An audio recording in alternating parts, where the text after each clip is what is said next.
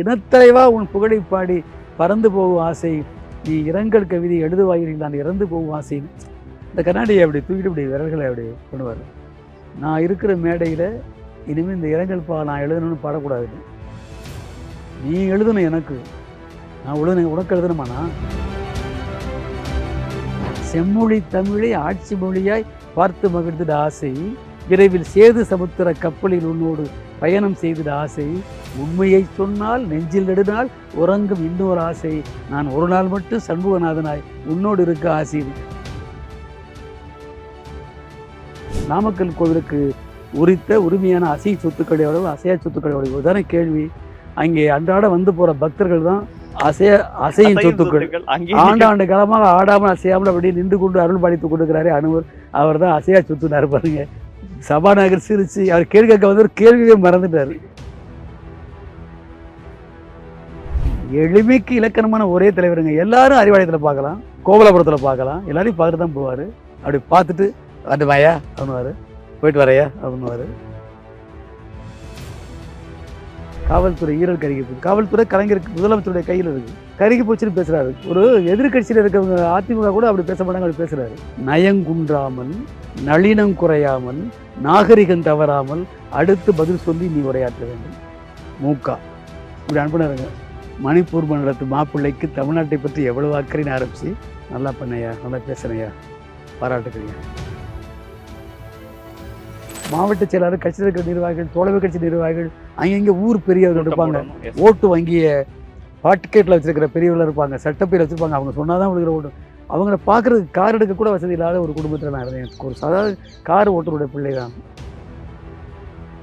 ஒரு சாதாரண மிக பின்தங்கிய ஆண்டாண்டு காலமாக அடக்கப்பட்டு, அழுத்தப்பட்டு, ஒடுக்கப்பட்டு, ஒதுக்கப்பட்டு, முடக்கப்பட்டு, மூடப்பட்டு, புதைக்கப்பட்டு, புறக்கணிக்கப்பட்டு, பொட்டு பூச்சி புண்மை தேரையை விட இழிபிறவிகளாக இருட்டு பிரதேசத்தில் நிரப்பி வைக்கப்பட்ட கேவலமான பிறவிகள்னு ஒரு சமூகத்தை ஒரு பல ஆண்டுகளாக ஒதுக்கி வச்சிருந்த குடும்பத்தில் பிறந்த வந்த என்னையை தூக்கி கொஞ்சி வச்சிருந்தாருங்க.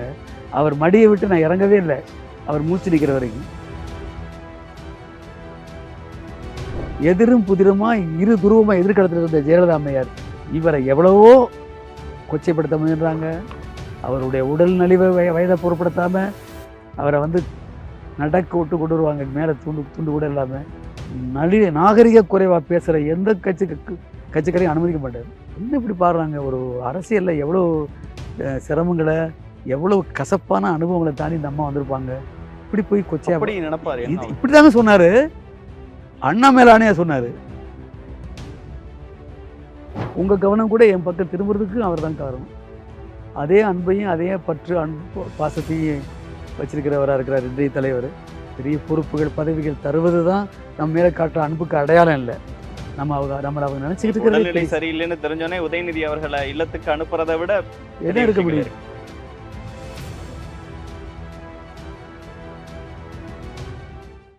எப்படி சீட்டு கொடுத்தாரு, எப்படி இந்த வயதில் கொடுத்தாருன்னு. 83 செப்டம்பர் 1ஆம் தேதி கோவலபுரத்துக்கு போகிறேன். 1983 செப்டம்பர் 1 போகிறேன். 81 அழுத்தமான அறிமுகமாகி 3 ஆண்டுகள் நிறைவடையாத ஒரு இதில் போகிறேன். எதுக்கு போகிறேன்? என் திருமணத்துக்கு தேதி கேட்க போகிறேன். திருமணத்துக்கு தேதி நேரடியாக யாரும் போய் திமுகவில் அமைப்பு ரீதியாக கேட்க முடியாது. நகரமாக இருந்தால் நகர செயலாளரை கூட்டி போயிட்டு மாவட்ட செயலாளர் சொல்லணும். மாவட்ட செயலாளர் அதான் ப்ரொசீஜர், அவர் கூட்டி போகணும். இங்கே ஒன்றியமாக இருந்தால் ஒன்றிய அளவில் இருக்கிறவங்க போய் ஒன்றிய செயலாளர் சொல்லணும். நான் நேராக போயிட்டேன். நீங்கள் அந்த ப்ரொசீஜர்லாம் ஃபாலோ பண்ணல? பார்க்கல, நான் பாட்டுக்கு போயிட்டேன். அந்த நேரம் வந்து புதுக்கோட்டையில் வீரையான்னு ஒரு முன்னாள் நாடாளுமன்ற உறுப்பினர் இருந்தாங்க, எம்பி, இங்கே மாதவி ஆலைன்னு சொல்லி. அவருடைய தம்பி சிதம்பரம்னு ஒரு மாவட்ட செயலர் அப்படி தம்பி இருந்தாங்க.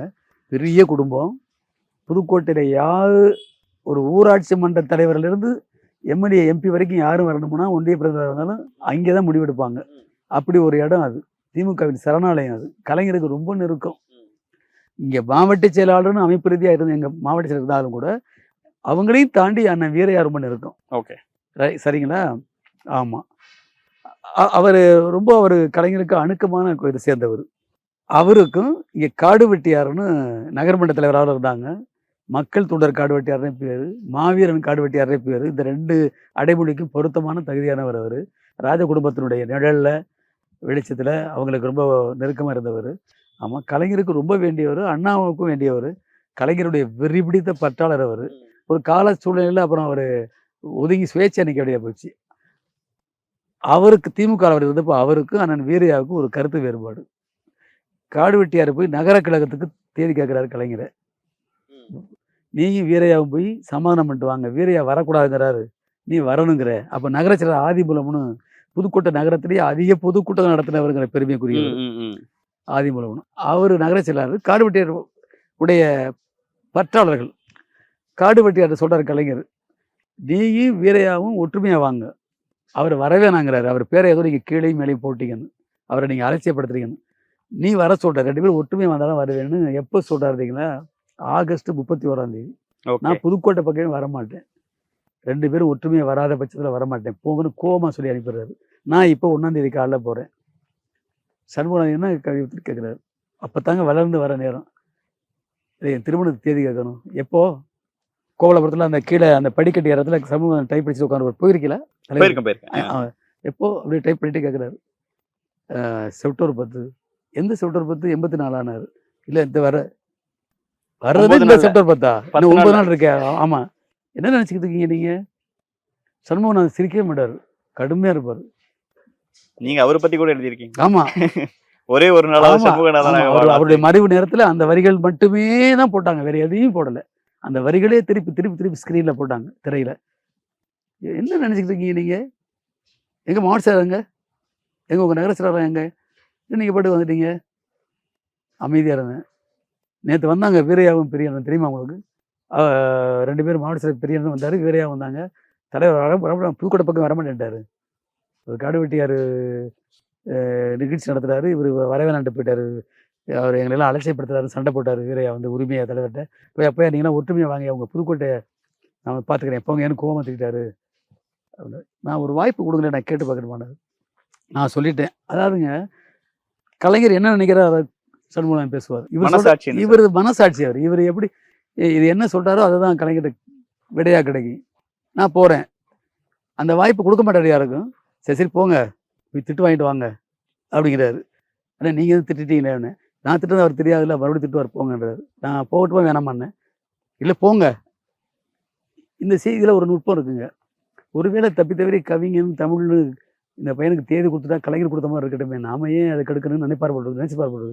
அதாவது பலாப்பழம் மாதிரி முட்கள் வெளியில் இருந்தாலும் பிசுறு இருந்தாலும் அதை எடுத்து சாப்பிட்டா இனிக்கிற மாதிரி அவ்வளோ கோபக்கார சண்முகநாதங்க என்னை அனுமதிக்கிறாரு.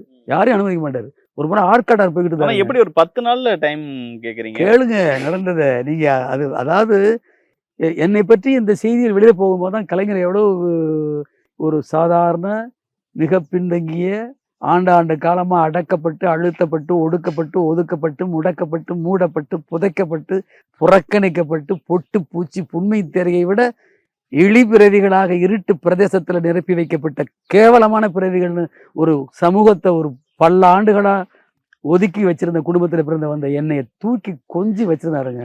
அவர் மடியை விட்டு நான் இறங்கவே இல்லை, அவர் மூச்சு நிற்கிற வரைக்கும். இந்த செய்தி போகணும் கீழ்த்தட்டு மக்களுக்கு. நீங்கள் எடுக்கிற இந்த செய்தி கவிதைப்பித்தன் பெரிய கவிஞர், என்னை விட கவிஞர்லாம் உருவாகி வருவாங்க, என்னை விட கவிஞர் இப்போ இருப்பாங்க, வெளியில் தெரியாமல் இருக்கலாம். ஒரு வாய்ப்பு என்னை கொண்டு போய் காமிச்சிருக்கலாம் மக்கள்கிட்ட. ஆனால் இந்த செய்திகள் முக்கியம். போகிறேன் அவர்கிட்ட, என்னன்னு கேட்டார். எனக்கு இது எனக்குன்னு சொல்லலை, இதுதான் முக்கியம், திருமணத்துக்கு தேதி வாங்க வந்தேன்னாரு. அப்போது இந்த டாக்டர் கலாநிதி சொன்னேன்ல முன்னால, அவங்க வந்து தலைவரை உடம்பை பரிசோதனை பண்ணிக்கிட்டு இருக்காங்க. தலைவர் பனியன் கையில் உட்காந்துருக்காங்க. மிஸ்ஸா கணேசன் இருக்கார் இப்போ பக்கத்தில். எப்போ என்ன திருமணம் எப்போன்னு கேட்டார். என்ன தேதினார்? செப்டம்பர் 10. சண்முகம் சொன்னீங்க செப்டம்பர் 10ஆ? இந்த செப்டம்பரா? நான் பொன்முத்துராமலிங்கமும் எஸ்எஸ் தென்னரசும் 3 மாதத்துக்கு முன்னாடி தேதி வாங்கிட்டு போயிட்டாங்க. நீ இப்போ போய் தேதி கேட்குற? சம்பவம் நான் சொன்னேன்னாரு. சொன்னேன் கோமா பேசுறாரு. ஆமாம், கோமா பேசாமல் என்ன பண்ணுவாங்க, உனக்கு கொஞ்சுவாங்களே. என்னப்பா எனக்கு இருக்கிற இது உனக்கு தெரியாதா? தேதியெல்லாம் எப்படி வாங்கணும்னு தெரியாதா? பெரிய என்ன சொன்னியா? சொன்னேன். ஒரு பிறகு இன்னொரு தேதியில் வச்சுக்கிறானு. ஆமையா, நேற்று வந்தாங்க பெரிய அண்ணன் காடு வெட்டியாரெலாம், பெரிய அண்ணன் வீரையாகலாம் நிகழ்ச்சிக்கு வரக்கூடாதுட்டாங்க. காடு வெட்டியார் செப்டம்பர் 10 கூப்பிட்டாரு. நான் அதெல்லாம் வரமாட்டேன்ட்டேன், நீ கூட்டுமே வாங்கன்ட்டேன், நீ இப்போது கேட்குறியாப்பா தேதி? அது சரி, யாருக்கு திருமணம் அப்படின்னாரு. எனக்கு தாங்க. இதை முதலே சொல்லக்கூடாதா? நீ இலக்கியம் படித்து அதிக்கையா? கம்பராமாயணத்துல கண்டேன் சீதையை கேள்விப்பட்டதே நீ? அனுமன் போறான், ராமன் போய் சீதையை பார்த்துட்டானா அனுமன் இல்லையான்னு தவிச்சுக்கிட்டு இருக்கான். வந்தவன் கண்டேன் சீதைன்னு சொல்ல வந்தவன் கண்டேன்னு ஆரம்பிச்சா அந்த கண்டேனுக்கு சீதைக்கு இடையில இருக்கிற நொடித்துளியில கூட கம்பன் பதற்றமாயிருவான். சீதையைன்னு ஆரம்பிக்கிறான். சீதையைன்னு ஆரம்பிச்சா கண்டேன்னு சொல்ல போறானோ காணலைன்னு சொல்ல போறானோன்னு பதற்றமாயிருவான் தானே. கண்டேன்னு எடுத்தோன்னு தொடங்குறான். ஆக பார்த்துட்டேன்னு சொல்லிடுறான்ட்டு கம்பன் வந்து கண்டேன்னு தொடங்கினாரு. அது மாதிரி நீ தொடங்கும் போதே எனக்கு திருமணம்ல நீ ஆரம்பிச்சிருக்கணும். சரி பரவாயில்ல அப்படின்ட்டு இந்த செய்தி தான் ரொம்ப முக்கியமானது. காலையில் நான் 6-7 திருமணங்கள். திருமங்கலம் போகிறேன், மதுரை போகிறேன், அந்த பக்கம் மதுரையை தாண்டி ஒரு 30 கிலோமீட்டர் போகிறேன். போயிட்டு மதிய உணவு முடிச்சுட்டு நான் கொஞ்சமாவது ஓய்வு எடுக்கத்தோ அல்லது ஓய்வு எடுக்காமல் வந்தால் கூட மாலை ஆயிருமே, சாயங்காலம் திருமணம் வச்சுக்கிறியான்னு கேட்டார். அப்போ கூட சொன்னேன், நீங்கள் ராத்திரி 12 மணிக்கு வந்தால் வச்சுக்கிறேயான்னு. நான் 12 மணிக்கு வருவேன்யா, நீ பொண்ணுமா 2 பேரும் மணவரில் தூங்கிட்டு இருப்பீங்க அப்படின்னாரு. அப்போ ஒரு நகைச்சுவை தான், நான் வந்துடுறேன் 6 மணிக்கு வர்றேன் சரியா அப்படின்னாரு. யார் ரொம்ப மகிழ்ச்சியா அப்படின்னேன். போய் சமூகத்தை சொல்லுப்பா அப்படின்னாரு. இல்லையா என்ன இல்லையா இந்த ஐயா வர்றதுக்கு வழிச்செலவு ஐயா வந்தால் வழிச்செலவு கொடுக்குறங்கிற மாதிரி ஏதோ நான் ஏதோ நினச்சிட்டு கேட்குறேன். அதெல்லாம் ஒன்று யாரு கேட்ட போயா கீழே போய் போப்பா நீ சமூகண்ட போய் செப்டம்பர் 10 உன் திருமணம் சொல்ல சொல்லியிருந்தேன். நான் அப்படியே சிறகு முளைச்சிட்டு வர்றேன். ஆல்ரெடி புதுக்கோட்டையில கட்சியில பிரச்சனை போயிட்டு இருக்கு. செப்டம்பர் 10ஆம் தேதி நகர கழக சார்பாக நிதியளிப்பு விழா. அதுவும் நிதியளிப்பு விழாவுக்கு மறுக்கவே மாட்டார். ஆனால் இங்கே இருக்கிற நகர கழகத்தில் வந்து பெரியண்ணன் வீரையா பேரை சரியாக போடுறங்கிற மாதிரி அவங்க வரக்கூடாதுட்டாங்க. வீரையா சொன்னால் கலைஞர் கேட்பாருன்னு எல்லாருக்கும் தெரியும். வரலன்ட்டாரு. வர முடியாது, நீங்கள் ஒற்றுமையாக 2 பேருக்கும் வர மாட்டேன்ட்டாரு. அதுக்கு இன்னும் முற்றுப்புள்ளி வைக்கல. ஆனால் நான் இரண்டு வர்றேன்ட்டார். வர்றேன்ட்டு சொல்ல மாட்டேன்ட்டாங்க. நான் புதுக்கோட்டை அப்போ பாரதி ராஜா நெருக்கம்னு சொன்னாங்கன்னா அவரை போய் தேதி கேட்டு வரீங்களான்னு கேட்டு காசு உப்புன்னு இருந்தார். அவர் என்னோட கவிதையை கேட்டு அடுத்த நாள் அந்த கவிதைக்கு அடுத்த நாள் கலைஞர்கிட்ட சொன்னார், கவிதை பித்தனுக்கு முன்னால் பாடினவங்களாம் இவர் மாதிரி பாட முடியல, அதுக்கு பிறகு கவிதை பாட வேண்டியவங்க இவர் ஓட முடியல கவிரங்க விட்டு அப்போல்லாம் பாராட்டினார். அவரையும் கூப்பிட்டுருந்தோம். முடிச்சு நான் திருச்சி வரதுக்குள்ளே திருச்சி பதிப்பில் முரசொலி பதிப்பு வந்துருச்சு. கவிதை பித்து செப்டம்பர் 10 கவிதை பித்தன் திருமணம். அதெல்லாம் பார்த்துட்டாங்க. இந்த நிகழ்ச்சி நடத்த ஏற்பாடு பண்ணுவாங்க. காடு வெட்டியார் வீட்டுக்கு போகிறேன், இருக்கு கட்டி பிடிச்சி. அப்போவே அவருக்கு 60 வயது இருக்கும். கலைஞரோட மூத்தவர் அவருக்கு 66 வயசு இருக்கும். கட்டி பிடிச்சிட்டாரு. அவர் கால்பந்தாட்ட வீரர், அவர் உடல் உறுதியானவர். அப்படியே உடம்பெல்லாம் எலும்பெல்லாம் நொறுகிற மாதிரி ஆயிடுச்சு மகிழ்ச்சியில். உனக்கு தேதி கொடுத்துட்டாருல, அப்ப இங்க வந்துட்டு பொதுக்கூட்டம் பேசிவிட்டு இது உன் திருமண விழாவில் கலந்துக்கிட்டு காந்தி நகரில் நீங்கள் வந்தீங்கல்ல, அங்கே திருமணம் கிழக்கு பகுதி எங்கள் வீடு, நீங்கள் இருந்த வீட்டுடைய மேற்கு பகுதியில் கூட்டம் திலகரோட வந்துட்டு போயிடுவாரா. மஞ்சத்துங்க வா, நகரசர் ஆதிமலம் வா. மஞ்சத்துன்னு ஒரு நல்ல கட்சிக்கார், பெரிய கட்சி இங்கே வளர்த்த மூதாதியாரில் ஒருத்தர். அவங்க அப்பா ஷேக் தாவூத். அண்ணன் மஜித்தை என்னை கூப்பிட்டாரு, ஆதிமலம் நகரசராக கூப்பிட்டாரு. ஏற்பாடு பண்ணுங்க, நான் போய் பார்த்துக்கிறேன். கவிதை பற்றி திருமணத்துக்கு வந்து போயிடுவார் அவர், குறுக்கப்படுத்துருவோமா அப்படிங்கிறாரு. எனக்கு ஐயோ நம்ம வேற தப்பு பண்ணிட்டோமோன்னு வச்சுக்கிறது. ஏன்னா முரசொலியில் வந்துருச்சு. ஆமாம், அப்படி தேதி கொடுத்தாருங்க. திருமணத்துக்கு வந்தாருங்க. 6 மணினாரு. 6 மணி நாங்கள் எல்லாத்தையும் சொல்லிட்டோம். 6:05, 6:10, 6:15, 6:20, 6:25, 6:30 ஆயிடுச்சு வரல. கலைஞர் வரமாட்டாரு அல்லது வரக்கூடாது அப்படின்னு நினைச்சு யாராவது இருப்பாங்கல்ல அரசியல். ஏன்னா என்னோட 23 வயசுல கலைஞர் எங்க வீட்டுக்கு நீங்க வந்தீங்கன்னா எங்க வீட்டு வாசல்ல திருமணம். அவரு இந்த வயசுலயே இப்படி ஆகணும்னு நினைச்சிட்டு வரக்கூடாதுன்னு நினைச்சவங்க எல்லாம் பார்த்துக்கிட்டு இருக்காங்க. 6:40க்கு பறந்துக்கிட்டு வருது. 60-70 கார் வந்து எங்கள் வீட்டுக்கு வந்து ஒட்டி போட்டிருக்க அந்த வீட்டு முனையிலேயே அங்கேயே வாசல்லையே வந்தார். மேடைக்கு வந்தார். இப்போ கலைஞர் பேசுகிறாரு, இந்த செய்தியெல்லாம் சொல்கிறாரு. என்னை தம்பி பார்க்க வந்தார், நான் வந்துடுறேன்னு. 6 மணிக்கு நான் வரேன்னு சொன்னேன். 6:40க்கு வந்திருக்கேன். காரணம், காடு வெட்டியாருக்கும் வீரியாவுக்கும் இருந்த நீண்ட நெடிய நாள் ஊழலை தணிச்சிட்டு அந்த ஊழலுக்கு முற்றுப்புள்ளி வச்சுட்டு இங்கே மணமக்களுடைய கூடலுக்கு தொடக்க விட நடத்த வந்திருக்கேன். எப்படி சொல்கிறாரு. எல்லாம் அவங்க சிரிச்சாங்க. எல்லாத்தையும் மேடையில் அவங்க ரொம்ப நாளாக பிரிஞ்சிருந்தவங்க என் மேடையில் தான் ஒன்றாகிறாங்க. அந்த திருமண விழா மேடையில் தாங்க ஒன்றாகிறாங்க. எல்லாருக்கும் அதே ஒரு வியப்புங்க. சொல்கிறாரு, அதையும் தாண்டி நான் வந்திருக்கலாம், கார்லேயே பேசிட்டு வந்திருக்கலாம். ஆனால் அப்போல்லாம் இருட்டி இருக்காது, பகற்பொழுதாக தான் இருக்கும் மாலை நேரம். ஏன் 6:40க்கு ஒரு இருட்டிய பிறகு வந்தேன்னா, இவரோ கவிஞர், மணமகளோ நிலா, அதுவும் அமுத நிலா. மணமகள் பேரா துணைவர் அமுத நிலா. நிலா 5 மணிக்கும் 6 மணிக்கு வந்தால் நல்லா இருக்காது. அது இருட்டி பிறகு வந்தால் தான் அழகாக இருக்கு. கவிஞர் கற்பனைக்கு ஏற்றதா ஏதுவாக இருக்குன்னு தான் காலந்தாழ்ந்து வந்தேன் அப்படின்னு அருமையாக. நாங்கள் என்னுடைய திருமண அழைப்புதலை போட்டிருந்தேன். ஒரு மனதாகினர் தோழி இந்த திருமண மக்கள் என்று வாடின்னு புரட்சிகர வரிய அவர் அடுத்த வரியை சொன்னார். வருவார் வருவார் என்று பஞ்சனை தேடும் வந்து வருவார் நல்ல இன்ப இலக்கிய ஏடும்னு அடுத்த வரி இருக்கு. அதை அவர் போடலை. ஆனால் அடுத்த வரியும் காத்துக்கிட்டு இருக்கு அவங்களுக்காக. எல்லாரும் கை தட்டிக்கிட்டே இருந்தாங்க. ஆமாம் சொன்னார். எல்லாரும் கைத்தட்டி எனக்கு என்னை என்னை நான் வளரும்னு நினைக்கிறவங்க, விரும்புகிறவங்க, உறவினர்கள், கட்சியிலேயே என்னை ஏந்திக்கிட்டவங்க, என்னை பாராட்டுறவங்க, அவங்கெல்லாம் கை தட்டணும்னு இவர் சொல்றாரு. கை தட்ட இங்கே இவருக்கு ஒரு கூட்டம் இருக்கிறது என்னை காட்டி சொல்றாரு. 1983 செப்டம்பர் 11, 12 முரசொலி இப்பதான் தெரியும். இங்கே இவருக்கு ஒரு கூட்டம் இருக்கிறது, எனக்கும் அங்கே ஒரு கூட்டம் இருக்கிறதுனாரு. நிதியளிப்பு கூட்டத்தை இது முடிச்சுட்டு இங்கே போறாருங்க. அப்போ அவருக்கு நிதியளிப்பே 10,000 ரூபா தான். ஓகே, எல்லாத்தையும் சரி பண்ணி கூட்டத்துக்கு போயிட்டார். அவ்வளோ முக்கியத்துவம் கொடுத்து 83 நானே போய் தேதி வாங்கினேன். எனக்கு தேதி கொடுத்துருவதுக்கு வந்தார். 10 நாளில் தேதி கொடுத்தாரு. மாலையில் வருவேன்னு உடல் நலிவை கூட பொருட்படுத்தாம தொடர்ச்சியாக வர்றாரு, ஓய்வு எடுக்காம. 3 முறை தொகுதியில் சீட்டு கொடுத்தாரு. விருதுகள், அதாவது 89 தேர்தலில் என்ன நான் அந்த 89 தேர்தலில் என்ன நடந்ததுன்னா, சேவல் ரெட்டைப்புறான்னு அதிமுக 2ஆ உடைஞ்சு நின்னாங்க. காங்கிரஸ் நின்னாங்க. திமுக நினைச்சு 4 நிற்கும் போது அதிமுக 2ஆ உடையுது. காங்கிரஸ் ஓட்டை பிரிச்சுறாங்க. திமுக வாங்குற ஓட்டெல்லாம் வெற்றி பெறுது, விதைக்கிறதெல்லாம் விளையுது. துரதிர்ஷ்டம்னு சொல்லுவாங்கல்ல, போகுல்னு வாங்க, ஆகுல் போகுல்னு. போதாத காலம் என்ன நடந்ததுன்னா, இங்கே காங்கிரஸ் நிற்கலை என் தொகுதியில். அவங்க நிற்காம அவங்க தோழமையில் தாப்பாண்டியன் கம்யூனிஸ்ட்லேருந்து விலகி, இல்லை கம்யூனிஸ்ட்லேருந்து விலகி, இந்திய கம்யூனிஸ்ட்லேருந்து விலகி, அவரும் ஒரு கம்யூனிஸ்ட்டை வச்சுருந்தாரு, கொஞ்சம் பேரை வச்சுருந்தாரு. அந்த கம்யூனிஸ்ட் கட்சியில் மதுரையை சேர்ந்த ஒரு வேட்பாளர் கொண்டு வந்து காங்கிரஸ் கூட்டத்தில் நிப்பாட்டுறாங்க. இப்போ ஓட்டு சரிவிகிதமா பெரிய வாய்ப்பு இல்லை. ஓகே, காங்கிரஸ் நிற்காதனால கம்யூனிஸ்ட் போட்டதுனால, அதுலேயும் அதிகாரப்பூர்வமான கம்யூனிஸ்ட் இல்லாமல் இவர் பிரிஞ்ச ஒரு கம்யூனிஸ்ட்டை போட்டதுனால என்ன பண்ணுறாங்கன்னா, காங்கிரஸ்காரங்க ஓட்ட போகிறா அதிமுகவில் ரெட்டைப்புறா சேவல் நிற்கும் போது சேவலுக்கு போடுறாங்க. ஏன் அவங்க ரெட்டைப்புறாக்கு போடலைன்னா, சேவல் சின்னத்தில் வராலிமலையில் அதாவது கருத்தா கவுண்டர்னு ஒரு மிகப்பெரிய தேசியவாதி, மூத்த காங்கிரஸ்காரர் 86ல் பெருந்தலைவர்கள் நின்று சுயேட்சையில் ஜெயிக்கிறாரு. அவர் கட்சியில் சீட்டு கொடுக்குறாருன்னு சுயேட்சையில் ஜெயிக்கிறாரு. அவருக்கு எல்லாரும் அதிக ஓட்டு போட்டு ஜெயிக்க வச்சுறாங்க. சேவல் கருத்தா கவுண்டர் சின்னம்னு காங்கிரஸ்காரங்க பூரா என்ன பண்ணுறாங்க, சேவலுக்கு போட்டுடுறாங்க. நான் வாங்கிய அதே 32,000 ஓட்டு அதிகமான வாக்கு, 32,000 ஓட்டு வாங்கினேன். எல்லாரும் உழைச்சாங்க, வேலை பார்த்தாங்க. நான் வெற்றி பெற வேண்டிய ஓட்டு சரிவிகிதமாக வாங்கியிருந்தா, அன்று என்னைக்கு சேவலில் வெற்றி பெற்ற ராசு இந்த காங்கிரஸ் நின்று இருந்தா அவர் 25,000 ஓட்டு வாங்கியிருப்பார். நான் 32,000 ஓட்டு வாங்கினேன், 7,000 ஓட்டு வெற்றி பெற்றிருப்பேன்.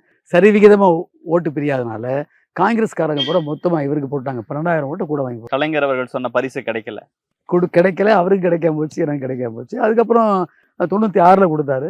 சட்டமன்ற உறுப்பினரான போது சட்டமன்றத்தை பொறுப்பேற்றுக்கிறேன். நான் வெற்றி பெற்று போனப்போ நம்பல அவங்க. வீரபாண்டியார் 35 வயசுன்னு நினைக்கிறேன். 36 வயது. வீரபாண்டியார் அமைச்சர்கள்லாம் சட்டமன்ற உறுப்பினர் போய் பார்த்து அறிமுகப்படுத்தி இது போடுவோம்னு வாழ்த்துறதுக்காக அவங்க அமைச்சர் அப்போ சொன்னார், ஏப்பா நீ வெற்றி பெற்று வந்திருக்க குளத்தூர், நாடு திருந்தினாலும் நத்தம் திருந்தாது, நத்தம் திருந்தினாலும் குளத்தூர் திருந்தாது சொல்கிறாங்க எல்லாரும் எங்கள்கிட்ட. நாங்கள் தலைவர்கிட்ட உட்காந்து எது வெற்றி பெறுன்னு பார்த்தப்போ உன்னைய பரிசீலனையிலே நாங்கள் வச்சுக்கலையே. ABCDE, ஏ உறுதியாக வெற்றி பெறுறது, பி முயற்சி பண்ணால் வெற்றி பெறுறது, சி எல்லாரும் ஒத்துழைச்சா வெற்றி பெறுறது, டி கொஞ்சம் காசு செலவழிச்சா வெற்றி பெறுறது. இப்படி இதில் உன்னைய இசட்லாம் வச்சுருந்தாங்க. நீ எப்படி வெற்றி பெற்ற அப்படின்னாங்க. எல்லாரும் நல்லா உழைச்சாங்க, தோழமை கட்சியெல்லாம் வேலை பார்த்தாங்க, வெற்றி பெற்றேன்னு சொல்லி வச்சுங்க. அப்போது மறக்க முடியாத பல சம்பவங்கள் இங்கே உண்டு சட்டமன்றத்தில். அதில் ஒரு சம்பவங்க, கலைஞர் என்னை எப்படி ஏந்திக்கிட்டார், அல்லது எப்படி எனக்கு ஒரு நன்மதிப்பை மற்றவர்களை உருவாக்குனாரு, அவர் என்னைய எப்படி கருதுனாருங்கிறதுக்கு ஒரு நிறைய சொல்கிறதுக்கு வாய்ப்பு குறைவாக இருக்கும். இது ரொம்ப முக்கியமானது.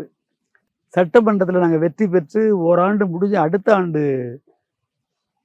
மானிய கோரிக்கைகளை விவாதம் நடக்குங்கள்ல, அப்போது காவல்துறை மானிய கோரிக்கை, தமிழ் மாநில காங்கிரஸ் எங்களோட கூட்டில் இருந்தது தானே, மூப்பனார் ஐயாவுடைய தலைமையில் இருந்த கட்சி.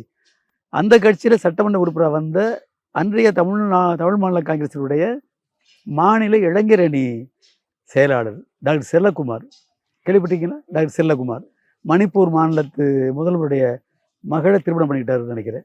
அவர் இங்கே டூர் வந்தப்போ, சுற்றுலா வந்தப்போ மூப்பனார் இவரை அனுப்புகிறாரு. நீ இளைஞரணியிலையும் இருக்க, மருத்துவராகவும் இருக்க, அவரை பார்த்துக்க அனுப்பும்போது காதல் உண்டாயிருது அவங்க மகளுக்கும் இருக்கும். அவர் என்ன பண்ணுறாருன்னா, காவல்துறை ஈரல் கருகி போச்சு, காவல்துறை ஈரல் கருகி போச்சு. காவல்துறை கலைஞருக்கு முதலமைச்சருடைய கையில் இருக்கு. கள்ளச்சாராயம் பெருக்கெடுத்து ஓடுது அப்படின்னு ஒரு கூட்டணி கட்சி கூட்டணி கட்சிகளுக்கு தலைமை தாங்குகிற தோழமை கட்சியினுடைய தலைமை தாங்குகிற கட்சி, இப்ப இருக்கிற அரசியல் அப்பயும் இருந்திருக்கும் போல. ஆட்சியில் இருக்கிற கட்சி இல்லை, அவங்க கட்சியில் யாருடைய வழிகாட்டுதல் இல்லாமல் வரம்பு மீறி தான் அவர் பேசுகிறாருக்கிறத நாங்கள் புரிய முடிஞ்ச பிறகு அவர் பேசிக்கிட்டே இருக்கிறாரு. கருகி போச்சுன்னு பேசுகிறாரு. ஒரு எதிர்கட்சியில் இருக்கிறவங்க அதிமுக கூட அப்படி பேச மாட்டாங்க, அப்படி பேசுகிறாரு. அப்போது பரபரப்பாக இருக்குது சட்டமன்றம். என்ன எது கலைஞர் என்ன பதில் சொல்ல போகிறாருன்னு. அப்போ ஒரு சின்ன ஒரு துண்டுத்தாள் எங்கள் எல்லாருக்குமே சட்டமன்ற உறுப்பினர்களும் அங்கே சட்டமன்றத்தில் நாங்கள் எங்கள் பேர்களை அச்சிடாத அந்த முத்திரை போட்டு இது கொடுப்பாங்க. அந்த தாளை கொறடாக்கிட்ட கொடுக்குறாரு. கலைஞர் போய் எழுதி கொடுக்குறாரு. அவர் அதை வாங்கிக்கிட்டு அது யாருக்கு எழுதிருக்கிறாரு அவரை பார்க்க அப்படி போகிறாரு. போனவர் நேராக என்னிட்டே வந்துட்டார். அந்த தாளை எடுத்துகிட்டு என்னிட்டே வந்துட்டார்.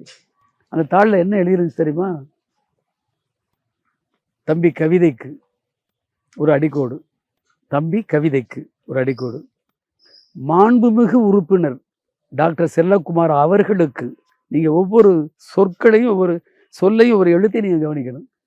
தம்பி கவிதைக்கு ஒரு அடிக்கோடு, மாண்புமிகு உறுப்பினர் டாக்டர் செல்லக்குமார் அவர்களுக்கு, செல்லக்குமாருக்கு இல்லை, மாண்புமிகு உறுப்பினர் டாக்டர் செல்லக்குமார் அவர்களுக்கு நயங்குன்றாமல், நளினம் குறையாமல், நாகரிகம் தவறாமல் அடுத்து பதில் சொல்லி நீ உரையாற்ற வேண்டும். மூக்கா இப்படி அனுப்பினாருங்க. நான் வாங்கிய விருதுகள்லையேங்க இந்த தமிழுக்கு ஒரு நல்ல உலகத்துக்கு பூரா சொல்கிறேன், தி டிபேட் கேட்குற அவ்வளோ பேருக்கு சொல்கிறேன், இந்த செய்தி எல்லாருக்கும் ஒரு முன்மாதிரியாக இருக்கணும். தன்னை எதிர்த்து பேசிக்கிட்டு இருக்கிறாரு. யாரும் தவறாக நினைக்கிறாங்கன்னா, கூட்டணி கட்சிகளுடைய ஒவ்வொரு வாக்கும் பயனுள்ளதானாலும் கூட மிகுதியான வாக்கு வங்கி உள்ள திமுக கட்சியினுடைய கட்சி தோழருடைய இரத்த வேர்வை சிந்தி வெற்றி பெற்ற ஒருத்தர் கலைஞரும் மூப்பனாரும் எவ்வளவு கருத்து வேறுபாடே வந்தால் கூட அவங்களுக்கு கூட ஒரு புரிதலான மதிப்பும் நட்புறவும் தோழமையும் உள்ளவங்க. அந்த கட்சியில் இருக்கிறவர் கடுமையாக பேசுகிறாரு. ஆனால் என்ன எழுதுறாரு பாருங்க, தம்பி கவிதைக்கு, என்னை கூட தம்பி கவிதைக்கு மாண்புமிகு உறுப்பினர் டாக்டர் செல்லக்குமார் அவர்களுக்கு நயங்குன்றாமல், நளினம் குறையாமல், நாகரிகம் தவறாமல் அடுத்து பதில் சொல்லி நீ உரையாற்ற வேண்டும். எனக்கு என்ன சிரமம்னா, என்ன சொன்னீங்க? என்ன பதில் சொன்னீங்க? இல்லை பதில் வந்து எல்லாம் புள்ளி விவரங்கள். நான் என்ன எனக்கு நெருக்கடி அப்படின்னா, எப்போதுமே சட்டமன்ற குறிப்பேடுகள் வந்து சட்டமன்ற உறுப்பினர் விடுதிக்கே வந்துடும். அதே படிவங்கள் பூரா நாங்கள் உட்கார இருக்கைக்கு நேராக வச்சுருவாங்க. நான் சென்னை புதுக்கோட்டையிலேருந்து சனி ஞாயிறு விடுமுறை முடிஞ்சு திங்கட்கிழமை போகிறேன். நேராக சட்டமன்ற பேரவைக்கு தான் போக நேரம் வந்தது. குறிப்புகளை எப்போதும் முதல் நாள் படிப்போம், வாய்ப்பு இல்லை. இவருக்கு எப்படி பதில் சொல்கிறது, எப்படி புள்ளி விவரங்களோடு நம்ம பதில் சொல்கிறது? நம்ம வெறும் வர்ணனைகளால், வார்த்தை ஜாலத்தால், சும்மா சொற்பூரா நடக்குது பட்டிமன்றத்தில் ஏதாவது பேசுகிறதுக்கு. பட்டிமன்றத்திலேயே ஏதாவது பேசுகிறாங்க, அது நமக்கு பிடிக்கல. ஒரு தரவுகளோட பேசணும். ரெண்டாவது எவ்வளவு ஒரு மெல்லிய இழைய அறுக்கிற மாதிரி அவர் பேசிக்கிட்டு இருக்கிறாரு. அதுவும் வந்துடக்கூடாது. தலைவர் வேற இப்படி எவ்வளவு பேர் இருக்கிற சட்டமன்றம், எத்தனை பேர் வந்து சட்டமன்ற அனுபவம், மூத்த அமைச்சர் பெருமக்கள், முதிர்ந்த அரசியல் தலைவர்கள், சிறந்த நாடாளுமன்றவாதிகள்லாம் இருக்கிற அரங்கத்தில் என்னைய முதல் சட்டமன்றத்துக்கு வந்திருக்கேன். என்னை கூட்டு பேச சொல்கிறாருன்னா எவ்வளோ பெரிய வாய்ப்பு. அது அந்த இதை நான் அந்த பொறுப்புணர்ச்சி என்னை ரொம்ப பயத்தை உண்டாகிருச்சு. என்னுடைய இடப்புறத்தில் சேதுநாதன், திண்டிவனம் சேதுநாதன் ஒரு சட்டமன்ற உறுப்பினர், வலப்புறத்தில் செங்கை சிவம், 2 பேர்ட்டையும் இந்த புத்தகங்களை கொடுத்து நீங்களும் குறிப்பிடுங்கன்ட்டு நானும் வேகமாக படித்து, எனக்கு என்ன தெரியுங்களா மனசுக்குள்ளே, இந்த செல்லக்குமார் திட்டினாலும் பரவாயில்லன்னு ஒரு 5 பண்ணி கூட பேசக்கூடாதா, குறிப்பிடக்கு நேரம் வேணும் எனக்கு. இல்லை அப்படி நினைக்கிறது இயல்பு தானே, அதையும் சொல்லிடுறாங்க. அப்புறம் அவர் ரொம்ப நேரம் பேசினார். நான் அதுக்குள்ளே குறிப்பு எடுத்துகிட்டு அவர் உட்காந்தோடனே அடுத்து இவங்க கை நீட்டேன். பேரவைத் தலைவர் பிடிஆர் பழனிவேல்ராஜன், பிடி ராஜன் குடும்பத்தை சேர்ந்த பாரம்பரிய, ஆமாம், நீதி கட்சி வரலாற்றில் ஒரு நெருப்பு பக்கமாக உள்ளவங்க. அவங்க கூப்பிட்டார். அப்புறம் எழுந்து பேசுகிறேன். மணிப்பூர் மாநிலத்து மாப்பிள்ளைன்னு தான் தொடங்கினேன். மணிப்பூர் மாநிலத்து மாப்பிள்ளைக்கு தமிழ்நாட்டை பற்றி எவ்வளவு அக்கறைன்னு ஆரம்பித்து, இந்த ஒவ்வொரு ஆண்டும் அந்த கள்ளச்சாராய விற்பனை எவ்வளவு, இப்போ எவ்வளவு குறைஞ்சி போயிருக்குங்கிற புள்ளி விவரம், அரசு மதுபான கடைகள் விற்பனை எவ்வளவு 10 மடங்கு 20 மடங்கு 30 மடங்கு இப்போ ஒவ்வொரு உயர்ந்திருக்கு. நீங்கள் சொல்கிற கள்ளச்சாராயம் பெருக்கெடுத்து போனால் இத்தனை வழக்குகளும் இத்தனை பேர் இதுவும் சாராயம் ஒழிப்பு எப்படி முடிஞ்சிருக்கும், எப்படி இவ்வளவு மதுபான விற்பனை ஆகிருக்கு அரசாங்கத்தில் சொன்னால் எல்லாம் ஏற்றுக்கிட்டு பாராட்டினாங்க. முதல்ல என்னை பாராட்டிய யாதறிங்களா, ஒரு சட்டமன்ற காவலர் ஓடி வந்தார். அவர் வந்து, ஐயா உங்களை ஐயா சோ பாலகிருஷ்ணன் கூப்பிட்றாங்க. அவர் தான் எதிர்கட்சி தலைவர். சோ பாலகிருஷ்ணன், ஆகா கடுமையாக பேசிட்டு கூப்பிட்றாருன்ட்டு போனேன்.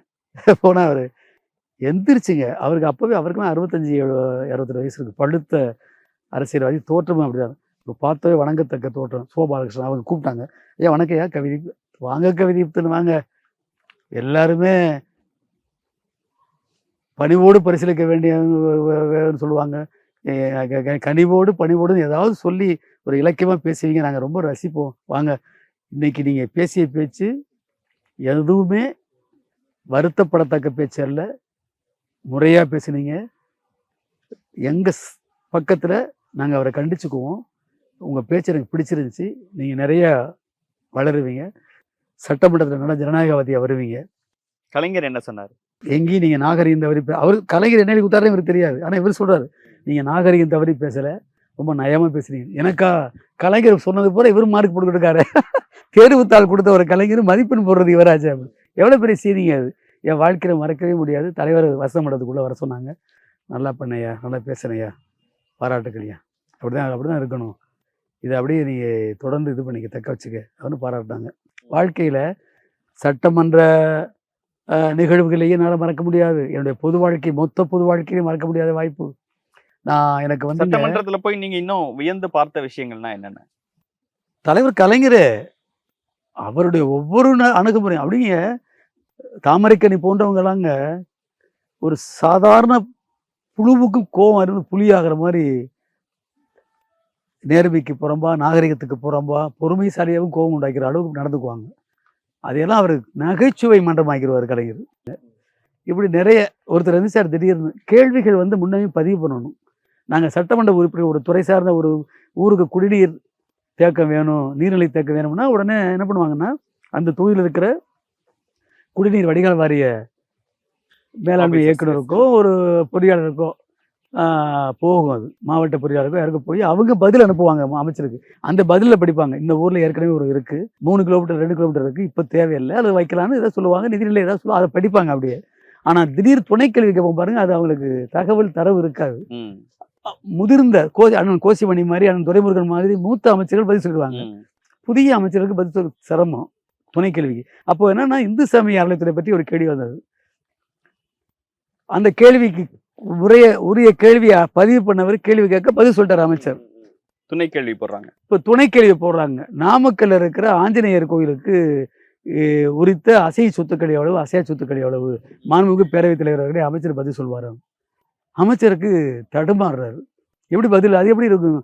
சொத்து கணக்கு எப்படி இருக்கும் அவங்கள்ட்ட? ஏற்கனவே கிடைக்காதுல. உடனே முதலமைச்சர் வேகம் திடீர்னு எழுந்தாருங்க. அப்ப எந்திரிச்சு நல்லா அழகா உட்காருவாரு. துணைத்தாளர்லாம் எந்திரிச்சு உட்காருவாரு. நின்று 1.5 மணி நேரம் 3 மணி நேரம் பதில் சொல்லிருக்காரு. மானிய கோரிக்கை விவாதங்கள்ல, நிதிநிலை அறிக்கை விவாதங்கள். கலைஞர் சொல்றாரு, மாண்புமிகு பேரவைத் தலைவர் அவர்களே இதுக்கு என்ன அமைச்சர் பதில் சொல்றது? முதலமைச்சரே சொல்றேன். நான் சொல்ல கடமைப்பட்டிருக்கேன். நாமக்கல் கோவிலுக்கு உரித்த உரிமையான அசைய சொத்துக்கள் எவ்வளவு, அசையா சொத்துக்கள் எவ்வளவு? இதுதானே கேள்வி.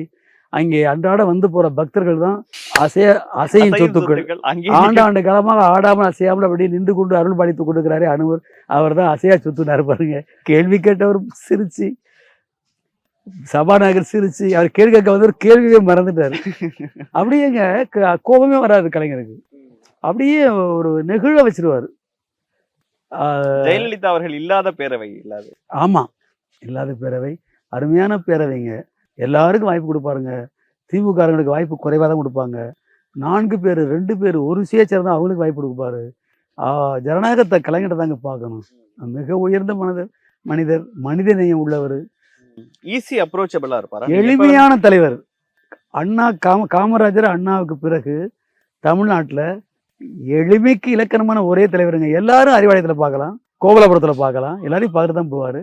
அப்படி பார்த்துட்டு அது வாயா அப்படின்னுவாரு, போயிட்டு வரையா அப்படின்னுவாரு. எல்லாரோட பேரையும் நினைவுல வச்சிருப்பாரு, நினைவுல வச்சுக்குவாரு, எல்லாரையும் நினைவு வச்சுக்குவாரு. நான் ஒரு முறை ஒரு கட்சியில மூத்த கட்சிக்காரங்க எங்க தொகுதியில அண்டக்குளம் ரங்கராஜ்னு இருக்காங்க.